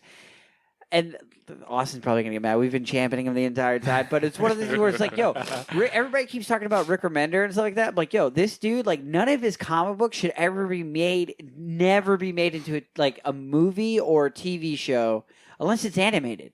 Like, if you really want to do it good, like, yo, if I was Rick Remender, I would go to Japan and be like, hey, man. So, I mean, like, you guys are just weird enough to basically do this. What makes you think an animated movie or show would You're be not better? limited. Here's the thing. You're not limited to the stuff that you can do. They're basically trying to make real actors and like you're trying to make real actors like do these like off the wall shit that you're like, yeah, I really don't care. Like some action we are so numb to how action is that like I think animation gives us that little bit of more of like an open imagination. People like it's something about watching real people do off the wall shit that you're like, oh yeah, this is definitely fake. Hence the thing, like a Dragon Ball Z movie animated, amazing because it's animated. Like you got these dudes fighting, they're beating the shit out of each other. If you're doing like a real live action Dragon Ball Z movie, it's like you're limited to the dude's face. Yeah. You know what I'm saying? Like, that's why I love these things go. Like, if you're going to make any of these comic books, give it to me animated style. Because from there, you can basically crisp it up, make it sexy. Also, it's fucking animated. Like, everything is a fucking drawing.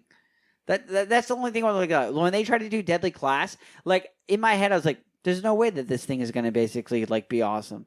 You have like all this really cool, like, and I don't even care if like you can set any animated movie or any comic book in the real world, and it's still not going to look good as it is in animated.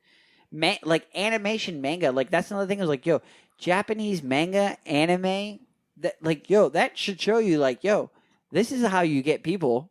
That like, and that's why like Robert Kirkman's so smart. He's like, yo, Invincible. There's no way that would work as a real show.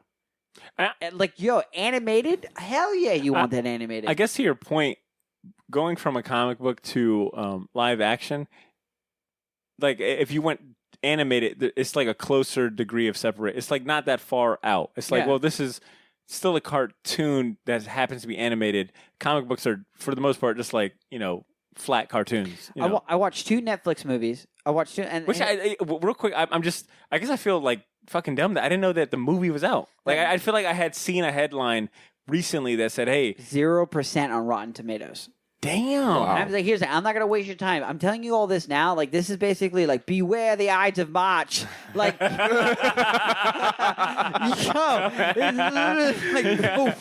the last crime in America. Like, yo, it is not that good. Damn, dude, it is not good. Drew, whatsoever. Like, yo, you are out here watching shitty shows. So that way we don't have to. We gotta appreciate the sacrifice, bro. The sacrifice. So the only real quick, show that was really good that I watched that I'll tell you right now is Extraction, and that's based off a comic book that I had no idea about. Wait, the Chris Hemsworth shit? The Chris. Oh, you watch it? Yeah, bro. That shit was awesome. Dude, that thing was raw as fuck. Bollywood is nothing to be fucked with. That shit was amazing. Oh, that movie sucked. What? Yo, that movie was trash. No, that movie was straight garbage. Which part? The whole movie. Which part? Honestly, the whole movie. Like, there was like, it was like, I could see this from a mile away. The character development was like, I did not care about the boy that he was saving, and it just didn't feel. Okay, I thought y'all were talking about something all knew new. This wasn't gonna be the Oscar nominated shit. Now, hold on, let's back up. Now, we was well what we was going into, but that movie was great. Chris Hemsworth killed a lot of people. Yeah, but I was like, put up John Wick numbers, that was John Wick. To me, that was John Wick. That was Netflix brand John Wick. Yeah, it definitely was. It was definitely John Wick with a kid. Yeah, which I'm like, what are you doing that is different or better than John Wick? And it's nothing. To me, personally, nothing. I like the twist. Here's the thing. What was the twist? The twist at the ending, spoiler alert, stop, 3, 2, 1, was... If you haven't watched it. Dude, it was like, here's the thing. It was so fucking cool. Like, it was the way that, like, the gangster was like, yo, pay him the money. But here's the thing. Don't pay them. Wait until they do the job, then kill those guys. Because I want to save some money. That's like what everyone does. But that was the one thing. Like I was like, what the fuck? Here's the thing. When they started like killing all the main characters, I was like, oh, what the fuck is going on? And then later on, Chris Hemsworth is basically running through the city, like just fucking all these dudes up. And then at the end, had to go to the guy that basically murked his entire team. And the only reason why is because he's emotionally invested in it is because like that's one thing that I would say that I loved about this is Chris Hemsworth is code. Is what? His code. Oh. In the sense of the code where like, if you look, he never killed any kids. Well, duh. Here's the thing. I like, at the same time. Who the fuck was killing kids? A lot of these dudes, and the first dude was basically throwing kids off the roof. Granted, that's what I'm saying. You got that, but and then you have that one guy. Like that's not a big code. It's like, you should not kill kids. Like, but that's mercenary not killing kids is. Yeah, but then, he has that one. You have that one gangster kid. You have that one dude that's basically like Pablo Escobar, who's basically like, you want to work for me? He's like, yeah. Cut off 2 of your fingers, and then we'll be cool. And then the kid basically cut his finger later on. Yeah. To basically say, I want to be the one that killed that guy. And he's like, why do you want to kill that guy? He's like, because he embarrassed me. He disrespected me in front of like my crew. He's like, I'm telling you right now, in life, there's always going to be a dude that's going to be bigger than you and better than you. I guess for me, do not make this personal. I guess for me, that doesn't impress me because it just felt like that movie was going through the emotions of a like action movie of like a hardened, war kind of hero who's got like it just felt like so. I was like, okay, yeah, I got it. That's the thing I liked about it. Nothing surprised me. Nothing was like okay. That was the thing I liked about it because at the same time, you're like, yo, he's already a piece of shit from the begin with. Like he was a piece of shit, and he even tells him, he's like, bro, you saved my life. He's like, yo, I'm not brave. I'm a coward. Like I wasn't even there when my son died. Like I basically went to Iraq and Afghanistan. I wanted to kill a bunch of dudes because I couldn't deal with the fact that my son was sick. So I was like, "Oh fuck, this is kind of cool with that." I'll give you that. That was but like I was saying, like Raw. That's what I liked about it because like Angelo, like me and Angela started watching this movie and like we got into it. Like I was like, "Holy fuck, this is crazy!" And then at the end when he got like you saw it coming. Like you're like, "There's no way that Chris Hemsworth's gonna just like go through all this." Then when it happened, like it's just how it happened. You're like, "Holy fuck, this sucked." So that I'm not gonna say it's the shittiest movie. It just wasn't. I was like, okay. Yeah, I enjoyed that shit. So, so I give you that. So, Last American Crime was one of those like did not bode well, not that good. Read the book, even the book to me, I was just like, I bought this book and I was like, oh, it's gonna be good. Well, not that go good. back to the comic. So, who wrote Extraction? You said it was based off a graphic novel. Yeah, I didn't know that. Comics, or I didn't know that at all. Oh, Extraction. I don't know who wrote it, but at the end of the credits, it says based on the graphic novel by such and such. So and then that's one thing that like I remember when this movie was coming out, they said it was kind of like Snowpiercer. Like Snowpiercer is one of those movies. It's definitely it says based on the graphic novel. Ciudad Ciudad. Yeah, I have no idea. By Andy Parks. That's what I'm saying. Here's the thing. There's graphic novels that exist out there that I've never read that are like they make into movies that are really good. Yeah. Snowpiercer, Polar, Extraction. Like some of those are actually kind of good, and then like it's like a catch-22. It's like some movies can be good made in real life, and then some of them be animated. I think Rick Remender that's what I said. That a lot of Rick Remender's books cannot be established in the real world because he does such a good job of world building that it only makes sense in the comic book world for this to exist. Now, my third champion. None of these sound like champions. Like it's a real champion. It's written by Jeff Lemire, and the artist is Alberto Pocentelli, and it's Frankenstein, Agent of S.H.I.E.L.D. Shade? If you are Agent of S.H.I.E.L.D. Sorry, Shade. I will chalk it up as this is DC's version of Hellboy. This is a DC Rebirth book. I've had it for a while. It's Jeff Lemire. I was like, okay, let me just like... At some point, I'm going to get to this. It was one of those, like, when DC Rebirth was happening, they launched fucking 52 titles. Mm-hmm. I couldn't read all of them, but I got a lot of the main ones. But I kept, in my head, I was like, all right, this is definitely one of those books. Like, when DC Rebirth happened, I think they were giving a lot of these writers a little bit more freedom. Because it's like, hey, man, listen, you just kind of stick a little bit to, like, what they represent. But then from there, you can kind of rewrite what you want because this is the DC Rebirth. Thanks a lot, Flash. This one's good because this one right here automatically feels like a Hellboy series. You have a character that's named Frankenstein. He's roaming the earth. He's been alive for years, and he has like this father figure that sends him on missions. Sounds familiar? Mm-hmm. Definitely like Mike Mignola Hellboy. And it basically gives me like he's this dude that's just like, yo, I'm going to go and protect the world. And they send him to do all the dirty work. And it's one of those, like when we were talking about Z-list characters, Frankenstein's dope. Like, and the one predominantly Frankenstein story that I remember liking is the one that Patrick Gleason and Peter J. Tomasi did with Superman. So the fact that they did that, and I came back and read that, like I was like, oh, okay, this makes more sense. Like Peter J. Tomasi read this book, and Jeff Lemire does this in such a way that like he takes five characters that you know nothing about, but still makes them interesting. Do you guys remember that old ass cartoon called Mummy, like the Mummy cartoon?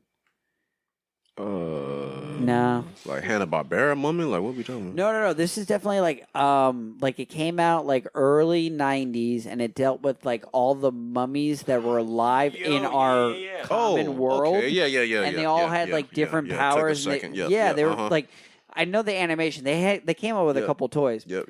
This kind of reminds me of that, where I'm just like, all right, cool. Like you have like these monsters that are like survived, and they're part of like the like Howling. Like I know Marvel does their version of Howling Commandos, but this is like their version of it. And it did, like, dude, I'm telling you right now, like, if you've done any type of Hellboy, if you're one of those, like, yeah, I kind of want to read, like, a DC Hellboy story, Frankenstein and Agent of S.H.I.E.L.D. is definitely one of those. And I wouldn't be surprised if Lemire was like, no, yeah, like, I read Hellboy, and DC was like, we want to make Hellboy. And I'm pretty, like, I'm really, really shocked that they haven't really pushed this envelope even more, because Hellboy is such a popular character because he has, like, this whole, like, not lore. Yeah, he has this lore, and, like, he has this dude that, like, he's a monster, but, like, he's a monster trying to live on this world.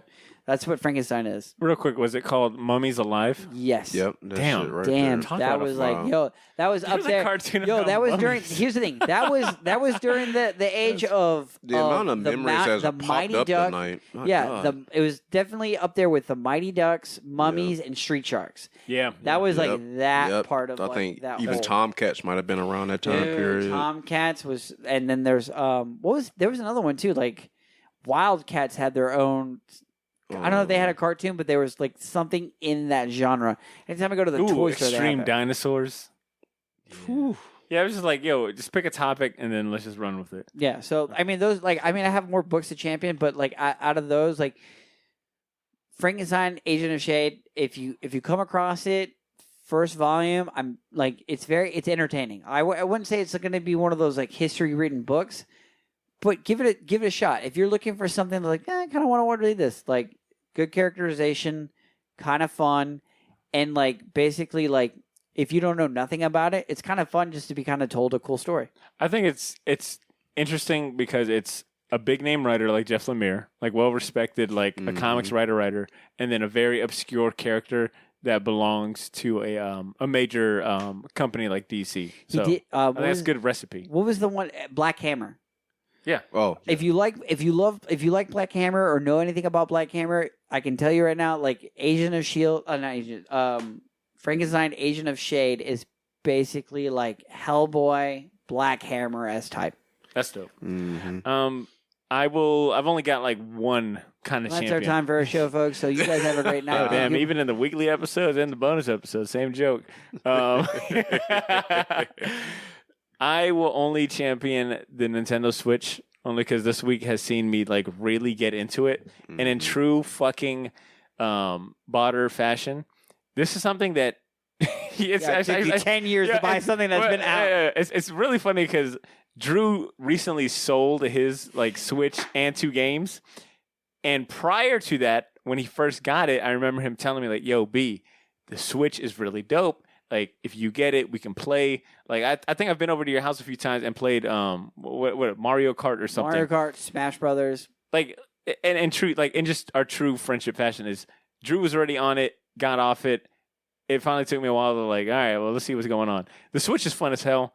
I recently, I got the console and I bought Zelda yesterday.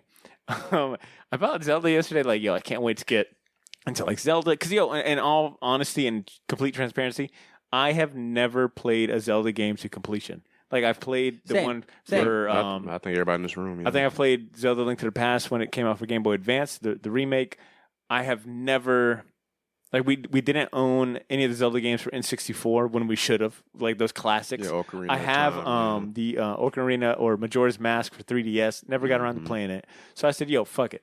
I just got a Switch.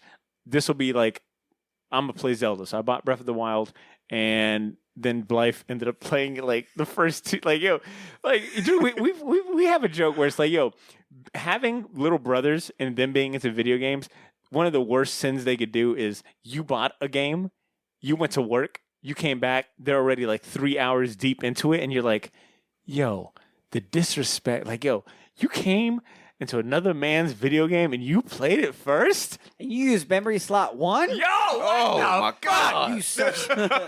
Well, Life kind of did the equivalent of that word. Like, yo, because she loves Zelda. She loves Link. She loves Link to the Yeah, Past. she has all like that. cups, Yo, cups, loves everything. it. So, and it was like, oh, what? Yo, let me play the Switch. That looks cool.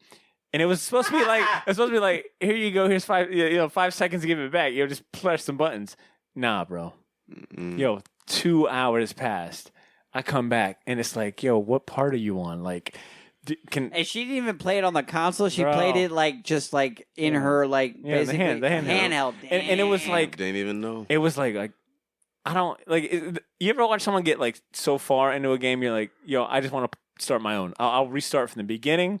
Because I like, yo, you got too far. Like I know I missed some good stuff, but overall, I will say the Nintendo Switch is probably the first Nintendo product I've purchased since like the 3DS came out. So I'm excited to get like back into Nintendo games. After like, is there any other game that you like that's on your radar that you know about? Honestly, it's just been like the main ones, like the Mario Kart for the Mario Kart 8. Mario Kart that game is so that game is fucking I suck at Mario Kart for Super Nintendo. But the Switch version is fucking awesome. It's fun. I feel like it's easier, if that makes sense. It is easier. I think the only other game that's the thing, I don't know what other games are out for Switch, so I'm kind of like, I've been like looking at like IGN, like, you know. Oh yeah, the top 20. Best 20 Switch games. So the other one that I know for a fact that everybody talks about, and that actually just like, so Luigi's Mansion. Yo, I've heard that. Yeah, I've heard that the new Luigi Mansion is good. Luigi Mansion, and then Mario Odyssey. Yo. Oh, that's amazing. I played that shit. Yo, Mario Jordy Odyssey. had it when he had the Switch. That was the first game he bought, and that was incredible. That's the one. Hide that. When you buy that, hide that. Yeah, hide my that. only the wake-up call, which, I mean, I should have known for as long as, you know, I've been playing video games. Nintendo prices do not go down. No. Nope. Like, yo. They just go up. This game, I mean, Drew was with me when I bought Zelda. I bought it for, I want to say, like, I think it was $50. And I was like, yo, isn't this game, like, couple years old, like 10 like years old. A PS4 game after a year. $20 greatest hits. Yo, $20, and you might be the Game of the Year edition. Yes, yeah. Oh my god. You might be lucky, and you might even be able to buy like the with the DLC pack, where it's like, yo, master version. Yo, motherfucking Nintendo Switch is like, nah, standard edition, $50. It's been 2 years. We know what we got. Yo, you're lucky. Don't try to fuck us. Shit, Look, we ain't selling mid and straight gas pack, boss. You might fuck around, and you might end up paying more. And here's the thing: we went to Target, and there was only one Zelda left. He got the last Zelda. Yeah, them games are still going. So, but this is like, I want to buy like the Mario games. So it's just like, I think Nintendo's put me back in that, like, yo, I just want to have fun with a game. I don't really want to think about anything. I don't want to get too deep. I don't want to like worry too much about DLC. So you bought a Zelda game. Yeah, exactly. Which is the opposite. I don't want to get right? too deep, Zelda. Now I will switch gears and say I did pre-order today The Last of Us 2 because it looks like it's got a June 19th release or something like that. Okay, coming up. And as soon as that game comes in my hand, I know I just got to switch, but I'm going right to Last of Us 2. And that's the thing is, I've been seeing the thing. I'm not super stoked on Last of Us 2. Why? I really don't know. Look, I'm telling you right now, Last of Us 1 was dope. It's these Assassin's Creed games. I'm telling you right now, these Assassin's Creed games, I think it's like the one thing that I'm more excited because you can have both. Well, I know you can definitely have both, but but I'm saying you're asking to basically invest in like the time, lifetime into this. And I have been thinking about that too. Where it's like, I'm not going to try to, balance a bunch of games because my time already is. I feel like I don't even know where my hours go. But Last of Us 2, I will make a special exception, just based on the strength of how good Last of Us 1 is. Like, that was an experience. Mm-hmm. Like, games that are that good to me feel like experiences. Like, that was like Shadow of the Colossus.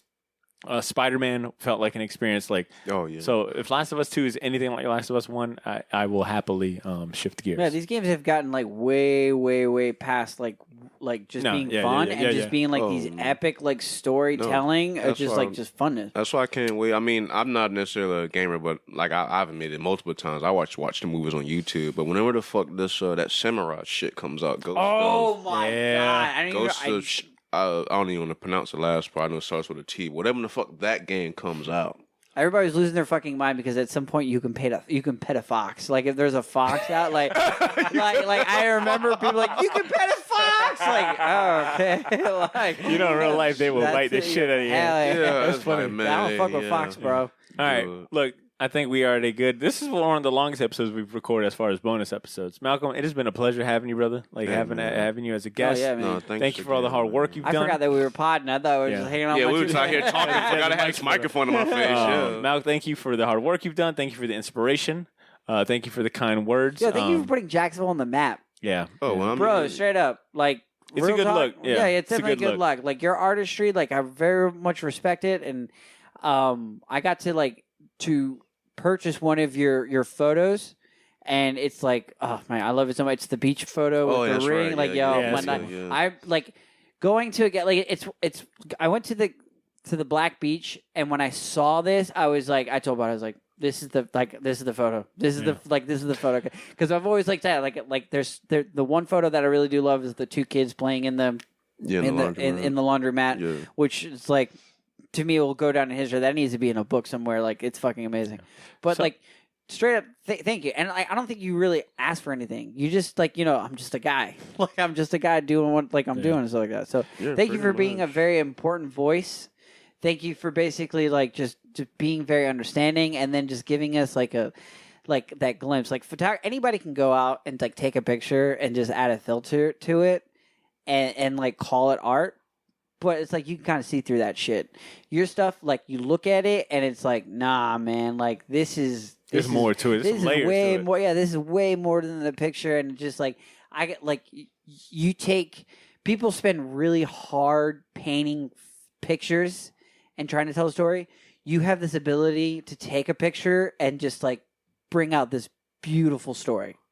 So I just this is just a thank you for just always repping the city and getting that nitty gritty, down south, yeah. It's really you've been. People abuse their power, and I don't think that you are a person that's ever abused a power. I don't think you've ever abused it. You're one of these people that really do respect, what you have. And I don't there's people that do it for evil and ill-gotten gains. You're not one of those guys. Oh, no. And again, I thank you for all the humbling comments tonight. And, Jack's made me, and I try to just do my best to respect as much as that as I can. You know what I'm saying? Without Jacksonville, I would be nothing. Fuck yeah. Damn, what's that? So I try to do it with that. But again, thanks to you guys, not just because y'all got my boys, y'all my brothers, but again, I just love this fucking podcast. So, it's the best. So I Try Bob Milligan podcast, man. Yeah, Well, I wanted to go and give you an opportunity as we close out, Malcolm. Is there any shout outs, any plugs, anything that you want to mention? I guess, I know we talked about it a lot, but again, if you're on this fight with us, just understand when these protests do slow down is when the real war really, really starts. So just kind of be prepared for that, just to kind of put that in your head. But you can hit me up anytime on, Mount Jax on Twitter and Instagram, MALCJAX, and then MountJax.com. I have prints and other stuff. I had a few things in the works, hopefully by the end of this summer and maybe in the fall. Something huge, if we're able to go outside. Something that is beyond my pay grade that could possibly happen. Damn. Yeah. The biggest thing I probably have ever pulled off, hopefully, if we can go outside together. I can't wait to turn these mics off. But I love having guests on that are they got some things in the works, and as soon as the mics go off, I will ask you directly. Well, we're working that, of course, with me and Jordy, having Sunday football club. So if you had anybody who's a soccer fan, likes playing soccer. Yo, did you guys finish that? Was it 100 miles or was it 1,000 miles?